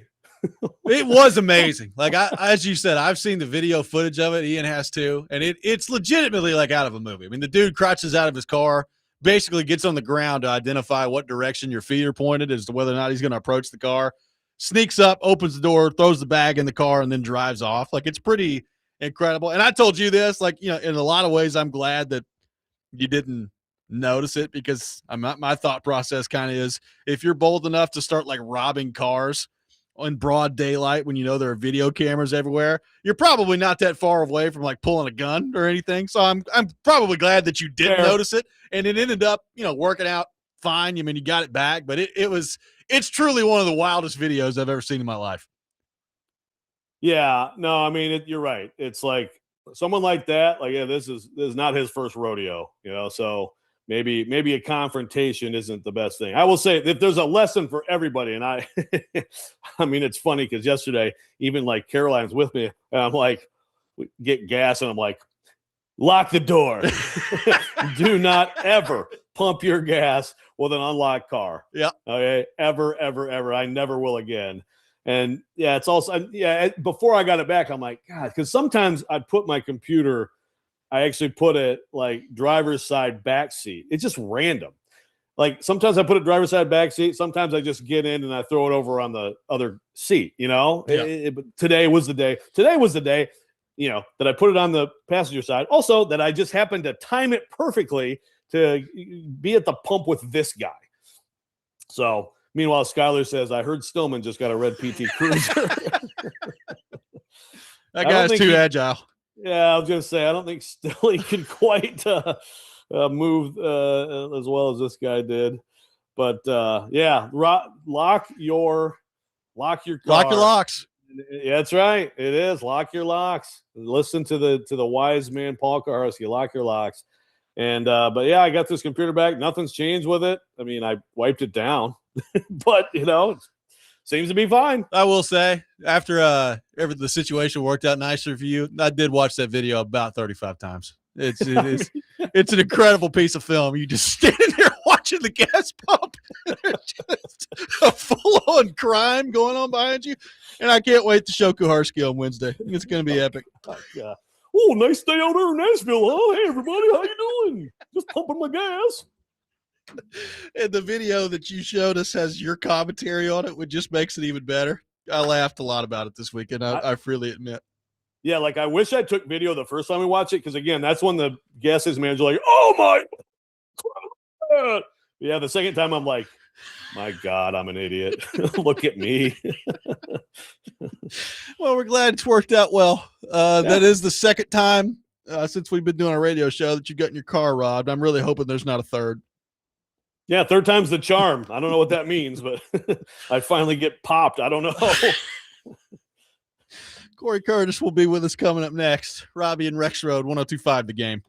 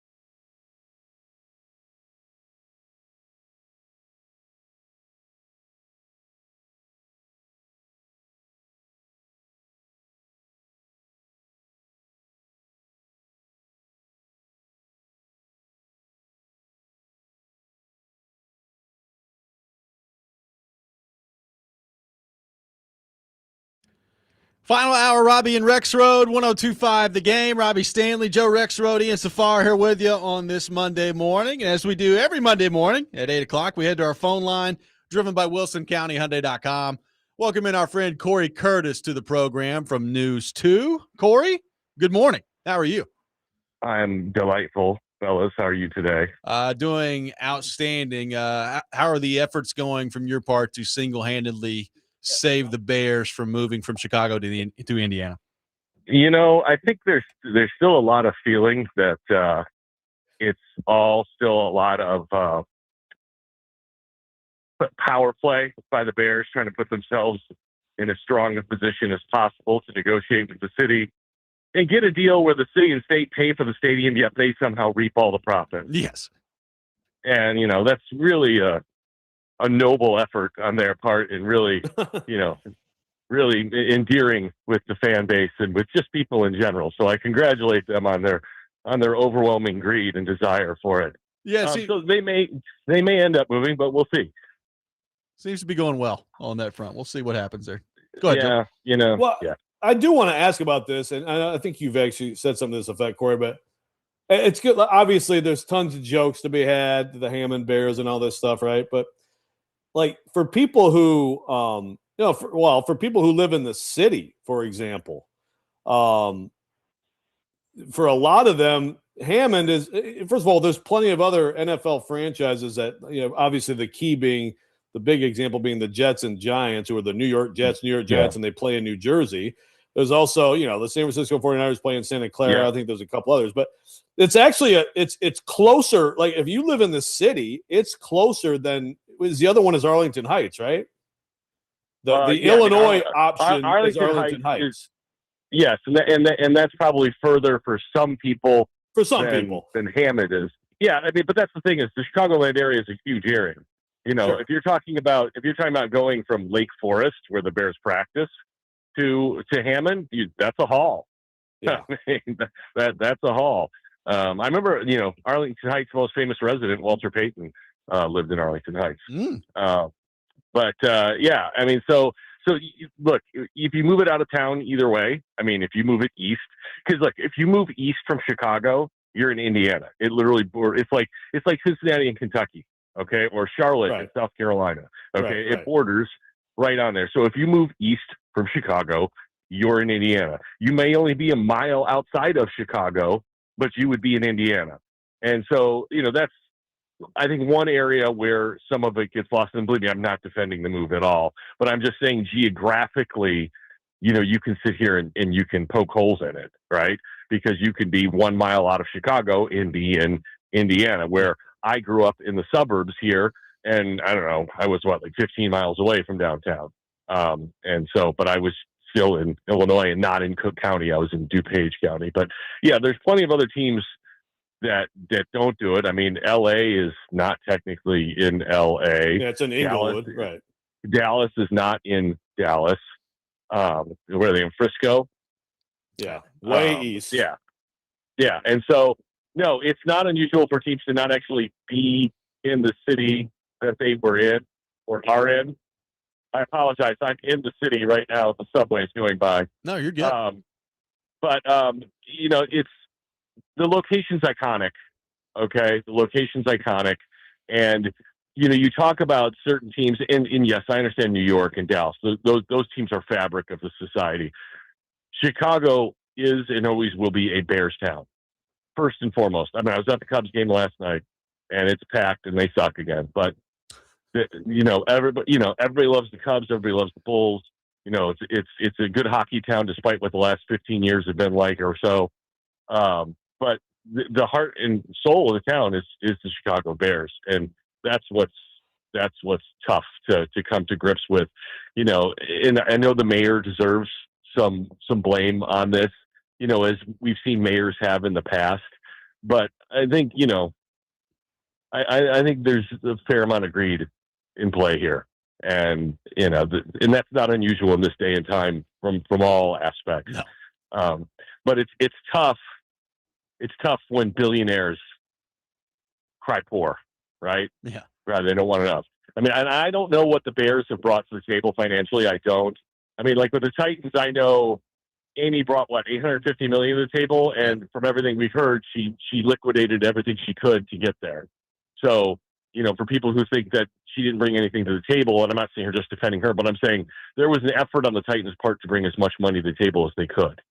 And with the Bears, I just don't think that this ownership group has done anything to make people feel like they're doing everything they can to try to help the city and help the state, create something that's a legacy here in the city.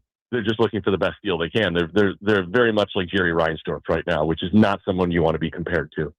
So, Corey, on the Titans front, we were batting this around earlier. What are you more confident in if you're a Titans fan heading into this year? Is it Robert Saleh and his tenure with the Jets being a fluke and him being actually a good coach and not a 20-36 head coach? Or is it Cam Ward taking a massive leap from year one to year two? Where would Cory Curtis land in terms of that scenario, and which one's more plausible to you? I bet on the quarterback just because that's who he's been. He every step of the way where he stepped up in competition, he's gotten better. I think, he's got better weapons this year. I think Brian Daboll is going to be a far superior play caller and designer for him. I know Robert Saleh had challenges in New York with the quarterback situation, and that position has taken down more than a handful of coaches in the NFL. But we'll see what he's got. He also had, missteps there that we could talk about, distractions that he fell into that really had nothing to do with winning and losing. And so, we'll see how he handles it. But I think Cam Ward, from what I saw the second half of last season when they actually ran the football, you saw his touchdown to interception ratio change dramatically. You saw his sack numbers fall dramatically once they started running the football. So I feel like, and that's with Mike McCoy. Okay. Mike McCoy made Cam take a leap the second half of the season. I think Brian Daboll can make him take a leap as well. I'm confident in that. So I hear what you're saying there. With Saleh, you mentioned the distractions. Is that if there's something that he needs to learn from / improve, and we know that he is now calling plays, so that's something that he felt he needed to change. But would that be it? Just handling the public aspect of this job better? Well, I mean, I think coaches can get distracted by like stuff that's not important. Who are you texting? Who are you emailing? What are these people saying about me? Winning and losing cures all that stuff. It cures all of it. You're not losing games. Now look, if you've got coaches who are turning on you or stabbing you back, that's a problem. That's totally a problem. But that means you didn't hire the right people. But look, if you go out and you execute and you win games and you play well, none of that stuff is ever a problem. That's only stuff that comes up for teams that lose and are losing.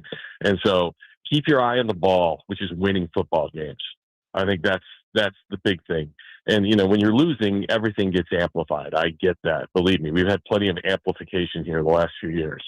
But yeah, just keep your eye on the ball, keep your eye on the players, and keep your eye on putting them in position to succeed. And that would be my big thing. And I've seen paranoid coaches. And look, are there paranoid coaches who've been successful? Yeah, but those guys had really good players. And you can be a paranoid wackadoodle when you win and nobody cares, right? Oh yeah. So winning and losing cures everything, and that's what I said. Just focus on that. Focus on the guys, putting them in position, making sure they're happy, making sure they're, don't worry about us. And I'm not saying this to put down the fans. Don't worry about the fans, because all they really care about is you winning games. And if you're not winning games, no matter what you say or do, they're going to be angry. I mean, how many times did we hear with Mike Vrabel when he was winning from fans? Go get him, Vrabel. You tell the media, go get him. And then once they started losing, you guys need to hold Mike Vrabel's feet to the fire on this. I mean, that stuff is so fickle and so dependent on which way the wind blows. You can't control it. The only thing you can control is winning and losing. That should be the only focus.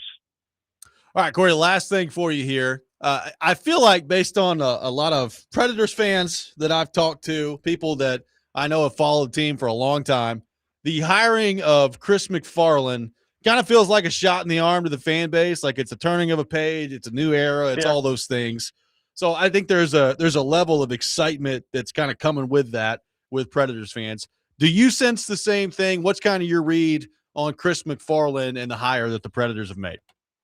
Well, I think everybody's of the same opinion that you look at the hire and you say, yeah, this is a good candidate. I mean, you can't argue with this candidate. I mean, he is immensely qualified for the position. That does not guarantee results, but it's immensely qualified for the position. And I think people, and I think, look, the last 2 years haven't gone their way, but I think we would say largely the Preds have been an overachieving franchise at times, because they have never been able to land their Steven Stamkos in the draft. And so they've managed to put some things together. But the other thing is they've underachieved in drafting scoring. And that is just something that they've never been able to do. And I think people didn't want to reward 25 years of the same shortcomings of the team by, bringing in another portion of that. So I think people wanted to go outside and get a fresh look and get fresh ideas. And believe me, I am all about that. I've had to hire people in the past. I've had internal candidates, and I've wanted to go outside because I want somebody who has a different point of view, who can teach me something new. So I think after 25 plus years, people were ready. They were ready for something different. Now, is that going to be successful or not? I don't know. And I don't think you can look at this hire and they said they did it just to be different. They waited and they got the guy they wanted, and the guy's immensely qualified. Now you just cross your fingers and hope it works. Cory Curtis with us every Monday morning here on the program. Cory, great stuff. Thank you for your dedication to our program, and we will talk to you next week. Thank you. Hey, by the way, a stellar performance by Robby Stanley last night on Thank you. Sports Extra. Thank you very much. Nice. So I very much we appreciate it. Yeah, a stellar performance by me, considering I wasn't there. But well, I mean, that's even more impressive, I think. You're just kind of selling yourself short in all this. Neither of us were actually there. Robby ran the whole show? No. We recorded. Robby ran the whole show? No. Hey. No, that would be Julian. Thanks for watching. Yeah, way to go, Julian. Nice job.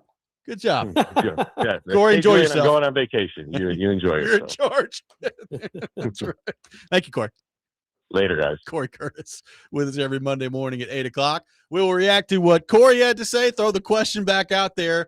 What are you more confident in as a Titans fan? Robert Saleh figuring it out in stop 2, or Cam Ward taking a big jump this year from year 1 to year 2? We'll get into that. Robby and Rexrode, 102.5 The Game.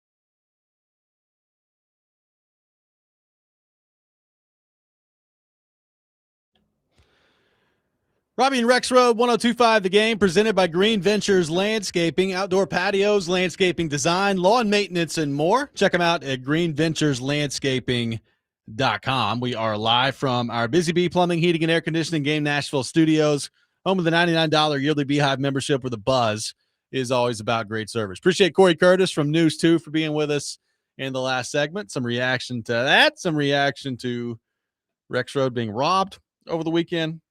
Somebody on the text line, Joe, said they got their entire car stolen from at a gas station. So at least it wasn't that. Yeah, poor Kelton was like, I went in, paid, came out, and all I saw was tail lights. Like, geez, okay. It's not good. I feel better, but I feel bad for you. Yeah. It's not good. People wanted to put it on the social. Yeah, lock your locks and buy some Glocks. Okay, we got some. Yeah, PK could probably have some fun with that one. But yeah, it was freaky, no doubt. It was. It's crazy. Still the wildest video I think I've ever seen. The question that we've thrown out there: what are you more confident in if you're a Titans fan? Is it Robert Saleh figuring it out as a head coach from stop 1 to stop 2, or Cam Ward taking a big jump this year in his second year as a quarterback? You know, Saleh, 20-36 as Jets head coach. We've gone through that tenure in detail. You know, we know all the problems with the Jets. We know the people that have been in prominent positions with the New York Jets, that both before and since things have gone pretty well in their careers. But maybe during with the New York Jets, it wasn't very good. Maybe that's the case with Saleh. Maybe it is as simple as you're with the New York Jets and it's just hard to overcome that dumpster fire of a franchise. But the bottom line is right now there's a .357 winning percentage attached with your head coach. So that's got to get better, or he's just not going to be a head coach very long. I think we all know that. Meanwhile, you're Cam Ward. You're entering into year 2. It was a tough year 1 for a variety of different reasons. Number one, your team wasn't very good. You didn't have a lot of help offensively. You had a coaching staff that got fired, 6 or 7 games into the season, whatever it was. You had an injury that you had to deal with at the end of the year. It was a tough year for Cam Ward, and mixed into all that were some performances that were good, some moments in games that were good, and a lot of moments that you looked at and you said, some rookie growing pains, some accuracy issues, some decision-making issues at times. So that's got to improve, obviously, pretty dramatically as he moves forward here. So, Joe, I ask you, of those two options, Saleh figuring things out from job 1 to job 2, or Ward taking a pretty significant jump this year in year 2 as a quarterback, what do you think is more likely? What do you have more confidence in if you are a Titans fan? I differ from Cory on this. I think it's Saleh, just in terms of what's more likely. What are the better odds? I think someone who has been in this league, has done that job for multiple years, has done a job that is just a step below at a very high level, and also, by the way, has come in and he's been able to me, especially with the defensive front, really fortify things. He came in already with the best player on the team. It plays there, and then he added some really good pieces. He's in charge of the defense. He was able to hire a proven OC and quarterback developer. But I just think all those things make it more likely that like Saleh can now they both go hand in hand, right? Like is Saleh going to be a better head coach if Cam Ward stinks? Then probably not. He may do everything great and it won't matter, right? But if we're separating these things, of course they're intertwined, they're tied together. But if we separate these things, then yeah, I would have a higher amount of confidence in Saleh sort of, I don't know about rehabilitating is the right word, but evolving, moving on. Like improving and demonstrating that he's a head coach in this league and can be a successful head coach than I would in Cam taking this big jump. And again, it's the hardest, as hard as a job as it is, sure, to be a head coach of any sort of team. I think the hardest single job in sports is trying to be an NFL quarterback, and it's why so few of them come close to what people think they are when they get drafted out of college. So few of them. I mean, every once in a while you'll have someone who actually exceeds expectations, but the vast, vast majority come up way short of expectations. I would agree. I think it's the most difficult part of all this is, what is and the other part, like, what does big jump mean? I mean, I would define that from Ward as going from 59.8% completion percentage to somewhere in the mid 60s, going from 15 touchdown passes to somewhere near 30, right? Somewhere, I mean, you're taking care of the ball. You're not fumbling as much as he did last year. You're not missing as many gimmies as he missed last year. Like, there's a lot that goes into it, but I think it's the most difficult thing in sports to do. I mean, everybody, think about all the money that's flowing around the league, that's flowing around the NFL. We talked about it earlier. Like, everybody's competing with the NFL, and they're not even in the same stratosphere of these sports leagues, right? There's money everywhere, and they're growing every year, and they're doing all this international stuff.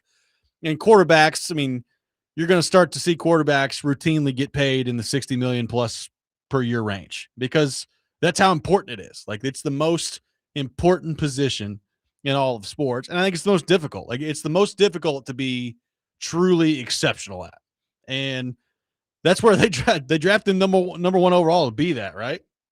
And it doesn't have to get there after his second year, but we're talking stats last year and team performance, all of it. That was not good, right? I mean, it just wasn't good last year. So there's got to be a pretty significant step forward from him if the Titans are going to start to climb this ladder in the AFC. I just think it's a very difficult thing to do. Now, he's on paper, much more well-positioned to do that when you talk about Wan'Dale Robinson coming in. If they've made the right choice with Carnell Tate, I mean, that should obviously be an accelerator here for Cam Ward. So there's things you feel, I mean, Dable, there's things you feel good about that should shape him up to be more successful than he was a year ago. But I still think you're talking about a really hard thing to do, taking a huge jump like that. And I do think, going back to what Kuharski said in his mailbag, Joe, I think there's probably too much of an assumption that that's just going to happen because of all these things that have taken place. There's probably too much assuming that's going on with that when it comes to Titans fans and what they're talking about with Ward this offseason. Yeah, and that's just being overly optimistic. It's just what it is. Which is fine, but I think it's worth acknowledging. Yeah, but I don't agree with, of course, people who are like, oh yeah, he's going to be great. No, we know what we got with him. No, you don't.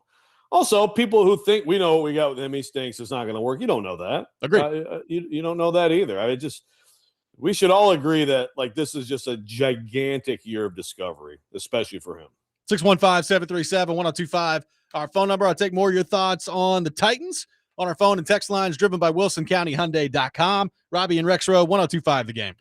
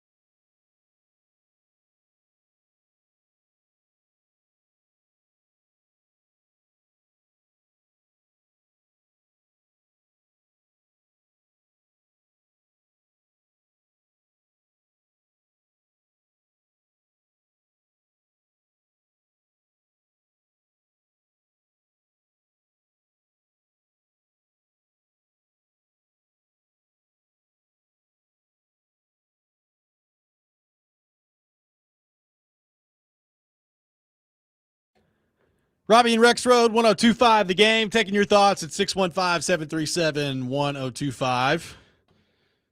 Joe, we talked earlier about the person who robbed you being very agile. You know who else is agile? Ian Safar. You just put that speed on display during the commercial break there. It's something to behold, man. He's got an absolute athletic specimen back here. Yeah, had to take a quick run to the door, let in intern Grayson here during the break. So, quick sprint. Explosion. Yeah, it was good. People don't realize what an athlete Ian is. I agree. He's not just nimble with his fingers. No pulled muscles that I can tell. That's good. No Achilles, no PCL, no ACL. Everything's intact. I think we're good. That's good. Nice. Very good stuff there. Well, Ian, what's your answer to this question? Are you more confident in Salah or Cam Ward? That is a good question. I think Cam Ward, but I don't feel great about it. I'm not sure what to think about Salah going into this situation, because the Jets situation was bad.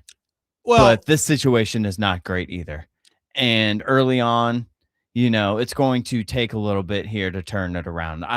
The defense will probably be improved. The pass rush feels intriguing to me in his, defensive system. I feel like they did a pretty good job of addressing the defensive personnel, right? Corners, you got some new edge rushers, you got some good rotation on the D line. So I do think the defense could give Salah and the Titans a good, floor. And maybe Cam Ward would be kind of like what he does, takes you to the ceiling. So it is going to be a combination here. But I think I feel better about Ward just with Dable in the offense and being on the same page in year two. Yeah. The accuracy thing is definitely something to keep our eye on. How much can he improve accuracy-wise? Most quarterbacks, you don't see that in their career. Josh Allen is the outlier, right? Very rarely do you see anybody improve their accuracy the way Josh Allen did. But Cam Ward is a more natural thrower. So I think accuracy-wise will be better. My biggest issue right now with the offense is the whole option route stuff that they're doing on offense between the wide receivers and the quarterback. How long does that take to get, into a rhythm? Does that mean they start out slowly and it takes them a few games to get on the same page in a new system and how that goes? So I worry about a slow start on offense, and maybe that's where the defense can kind of pick them up early in the season. But to answer your question, I'm not sure I really answered it because I'm not really sure. I'm not sure I feel great about either, if I'm being honest. Well, we've gotten a few votes that way that don't really feel great about it. I will say this, Joe. I go back to when they hired Salah. My reaction to it, and I can only speak for me, I was like, oh, okay. I don't know that I was overly excited about it. Now, as time goes on, you take a look at what happened in his first tenure. You take a look at the fact that it was the Jets, and you look at what he's done outside of that organization when he's been in San Francisco as a DC, and you could talk yourself into it, right? Like you can talk yourself into, well, he was with the New York Jets and you're just doomed if you're there. But like, how much better is this situation than what he had with the New York Jets? I would think some, like as bad as the ownership has been around here, it's not Woody Johnson bad. It's not. So like, I would think from that standpoint, you're in a better spot. If Cam Ward is what people hope he is, then he'll be the best young quarterback that you've worked with. But I still, I go back to when he was hired, my initial reaction was, I don't know, man. I got a lot of questions that need to be answered on the affirmative before I turn into a believer in Robert Saleh. Yeah, I guess if we're going back to initial reaction, I definitely was more positive / excited about Saleh being hired than Ward being drafted. But with plenty of we'll see with Saleh and plenty of, hey, I mean, it's not like I dislike all of it. Like there's something there with Cam Ward, but first reaction, I was more in favor of Saleh being hired as a head coach than I was as than I was, Ward being drafted. A couple of texts I agree with. One is Texter says they have to win the Jets game. They'll steer the trajectory of the whole season. I agree. It is a very important debut, narrative former or narrative creator for Saleh and this team. Win the game as you should at home. Nice start. Hey, you got the layup. You dealt with all the BS about the history, and you move forward. You lose that game. I mean, look, this town, it jumps to negative because it has been conditioned to jump to negative because the football has been so bad. The management of the football team has been so bad that people are going to go there. This is a long text, but I agree with Jay in Clarksville. I think it's a great point. The best thing Saleh can do for Cam Ward is build a high-floor, mistake-free team around him, solid defense, self-inflicted losses, all that stuff, because a stable foundation gives him the best chance to succeed. And then if the most likely scenario plays out and he doesn't develop into a franchise QB, now you got a well-built team, and maybe the next quarterback is more attractive to that guy. I agree. You build a solid football team. A good defense is a great friend to a quarterback. So you need offensive weapons. You need a good play caller and OC. You also need a good offensive line, and we're going to see on that. But, yeah, you build all those things around him, and then at some point you're going to make a decision on him. But in the meantime, you're not an embarrassment anymore, and you can actually go out and compete on a weekly basis. Well, and from his standpoint, how much I brought this up earlier, it's clear that the last coaching staff was a disaster. I mean, it doesn't take a genius to figure that out.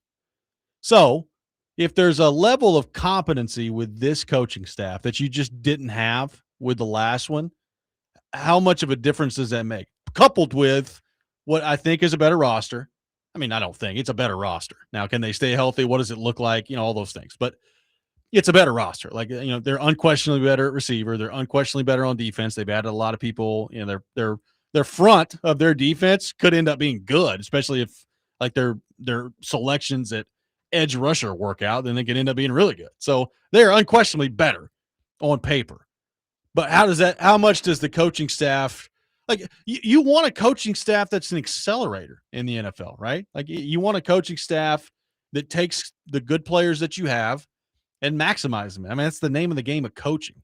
And it sounds simple, but it's a really hard thing to get to in the NFL, to have a coaching staff that can consistently do that. I think you had the other side of that with the last one where the coaching staff was a detriment. The roster was bad. I think the coaching staff was a detriment to the roster as well. So again, I don't know what this staff is. I like the achievement of the people in charge of each position groups, right?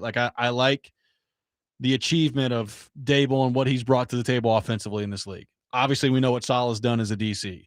Bones Fossil, very good on special teams. I like the foundation that they've got there. But when it comes to marrying all those things together and just the ins and outs of being a head coach in the National Football League, the day-to-day of it, is he good? Has he gotten better from stop one to stop two? It's funny because I meant to make this joke earlier when we talked about what is he improved on, and I meant to say, I mean, he did find out seed oils are bad. It's true. I do have a texter that says seed oils turned me off to Saleh more than the Jets did. That probably says more about me than it does about him. I will say that I am committing publicly to, I will continue to, when I make Asian dishes, use sesame oil. I'm sorry, Robert Saleh. Also, I'm a fat guy, so maybe you shouldn't listen to me. Well, listen, I do know that if they lose, particularly early in the year, there's going to be a lot of people to bring that up. Oh, God. The seed oil memes and GIFs and jokes and T-shirts are just waiting. They are poised and ready. People in Tennessee still talk about the pee chart that Butch Jones had in the urinals at the football facilities. What color's your pee? Are you properly hydrated? It's oh, great. That's awesome. Let's do that. So, I mean, you're just kind of setting yourself up for that if you're Saleh talking about the seed oils. We are. Yeah, this will be one of his, if it fails, this will be one of the things. Like you said, there's stuff we talk about with Butch. I mean, my gosh, Pruitt's got some absolute bangers. Yeah, Dooley in the shower etiquette. I mean, there's a lot. Dooley in exactly. It's kind of amazing in retrospect the Tennessee football program survived. I mean, people still on August 8th bring up Jeff Fisher. These guys are. You have a job like this, you're going to be made fun of. I mean, Bill Belichick might be the greatest coach of all time. My God, My God, how many like jokes for comedians around the world has he like manufactured? You know, it's just what it is. I can assure you that the gap is closing. There we go. What's he doing now? Do we know? He was doing media stuff and not well. And I mean, just like it's just not your bag, dude. I don't know. I think we got there's never been a resolution on the right. There's never been a settlement still with Tennessee, right? I don't think so. Waiting on some money, and I mean, at some point he's gonna like coach safety. I mean, he won right? Didn't he win the preliminary injunction like a few months ago? Yeah. Yeah, he did. Yeah, right, he won. He won a preliminary injunction that prevents the show cause. The show cause, Yeah. right? So yeah, he can coach somebody's safeties, right? Get him out there. Sure. 615-737-1025. Our phone number. A lot more of your thoughts to get to. We'll wrap up the show coming up next. Robby and Rexrode 1025 The Game.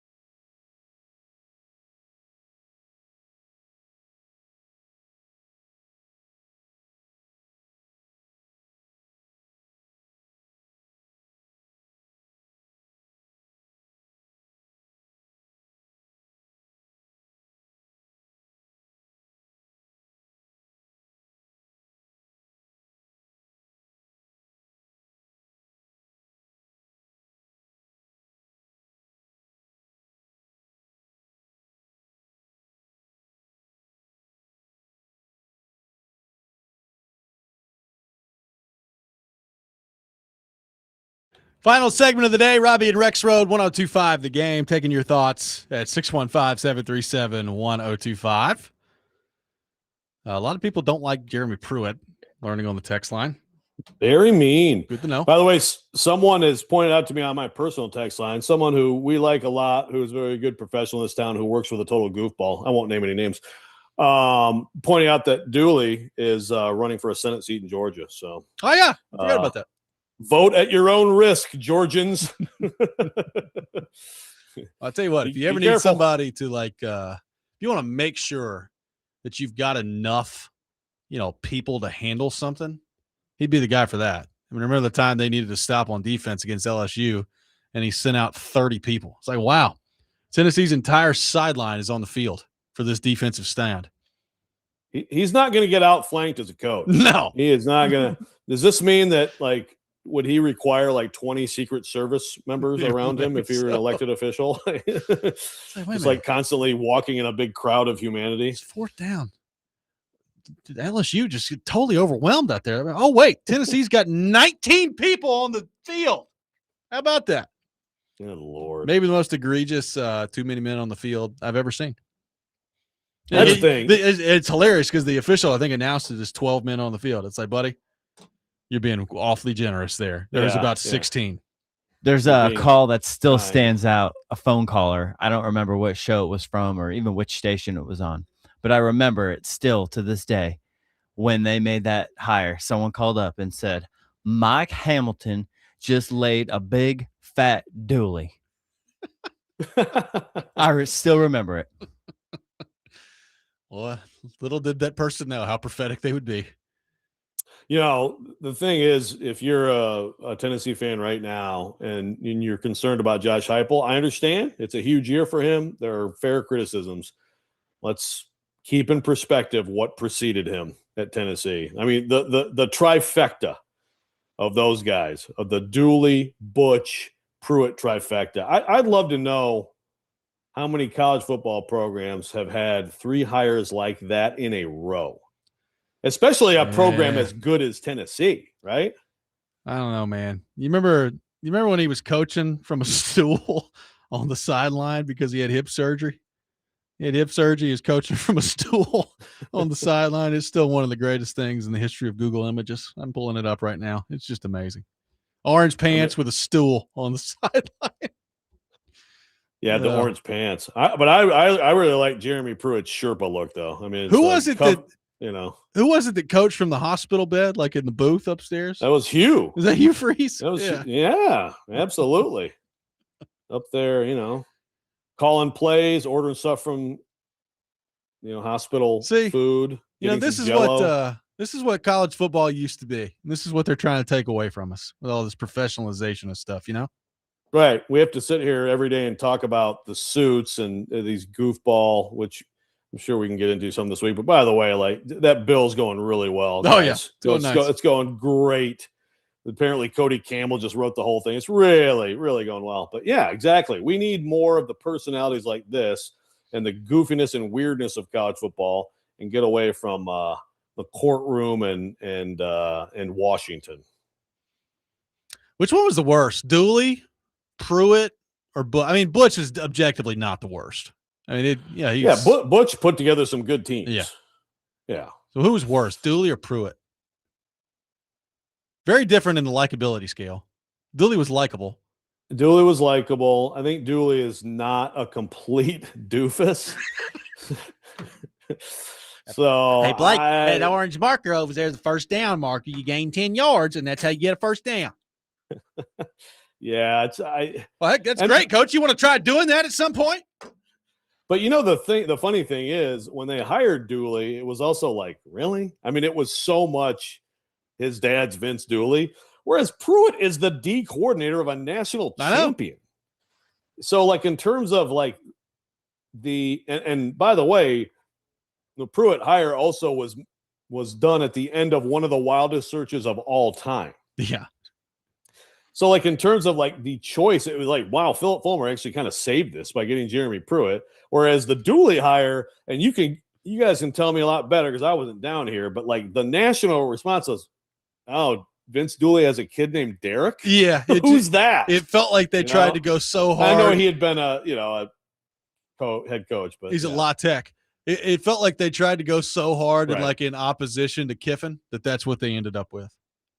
It's like we can't hire anybody within the same scope of Kiffin, so we got to do this. That is true. And yeah, actually, you could really make it the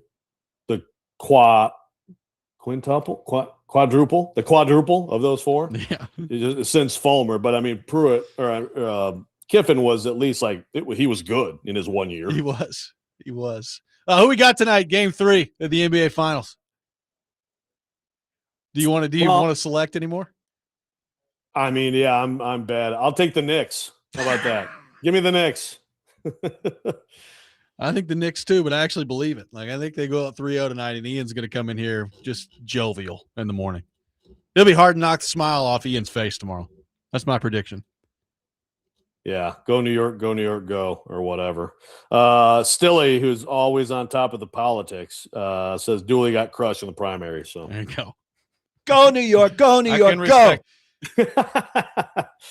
What an absolute, what a tool. I mean, Kaharski. Oh, I like the Knicks now. Basketball. He was giving it to you on Friday night via text message. He's a big Knicks guy now.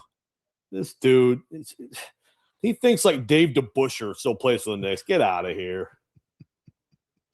He's got. I'm maybe counting on a Knicks T-shirt for Kuharski coming in on Wednesday. Probably. I'll be disappointed if not. He'll have the big foam finger. Yeah. He'll be trying to look like Spike Lee in the studio. That'll be good. That's going to do it for us today here on the program. We wish everybody great safety out there. Remember to lock your car doors when you're getting gas at the gas pump. That's something we learned on the show today. We did learn that today. Absolutely. We will be back 6 a.m. tomorrow. Next Man Up is coming up next. You're listening to 102.5 The Game.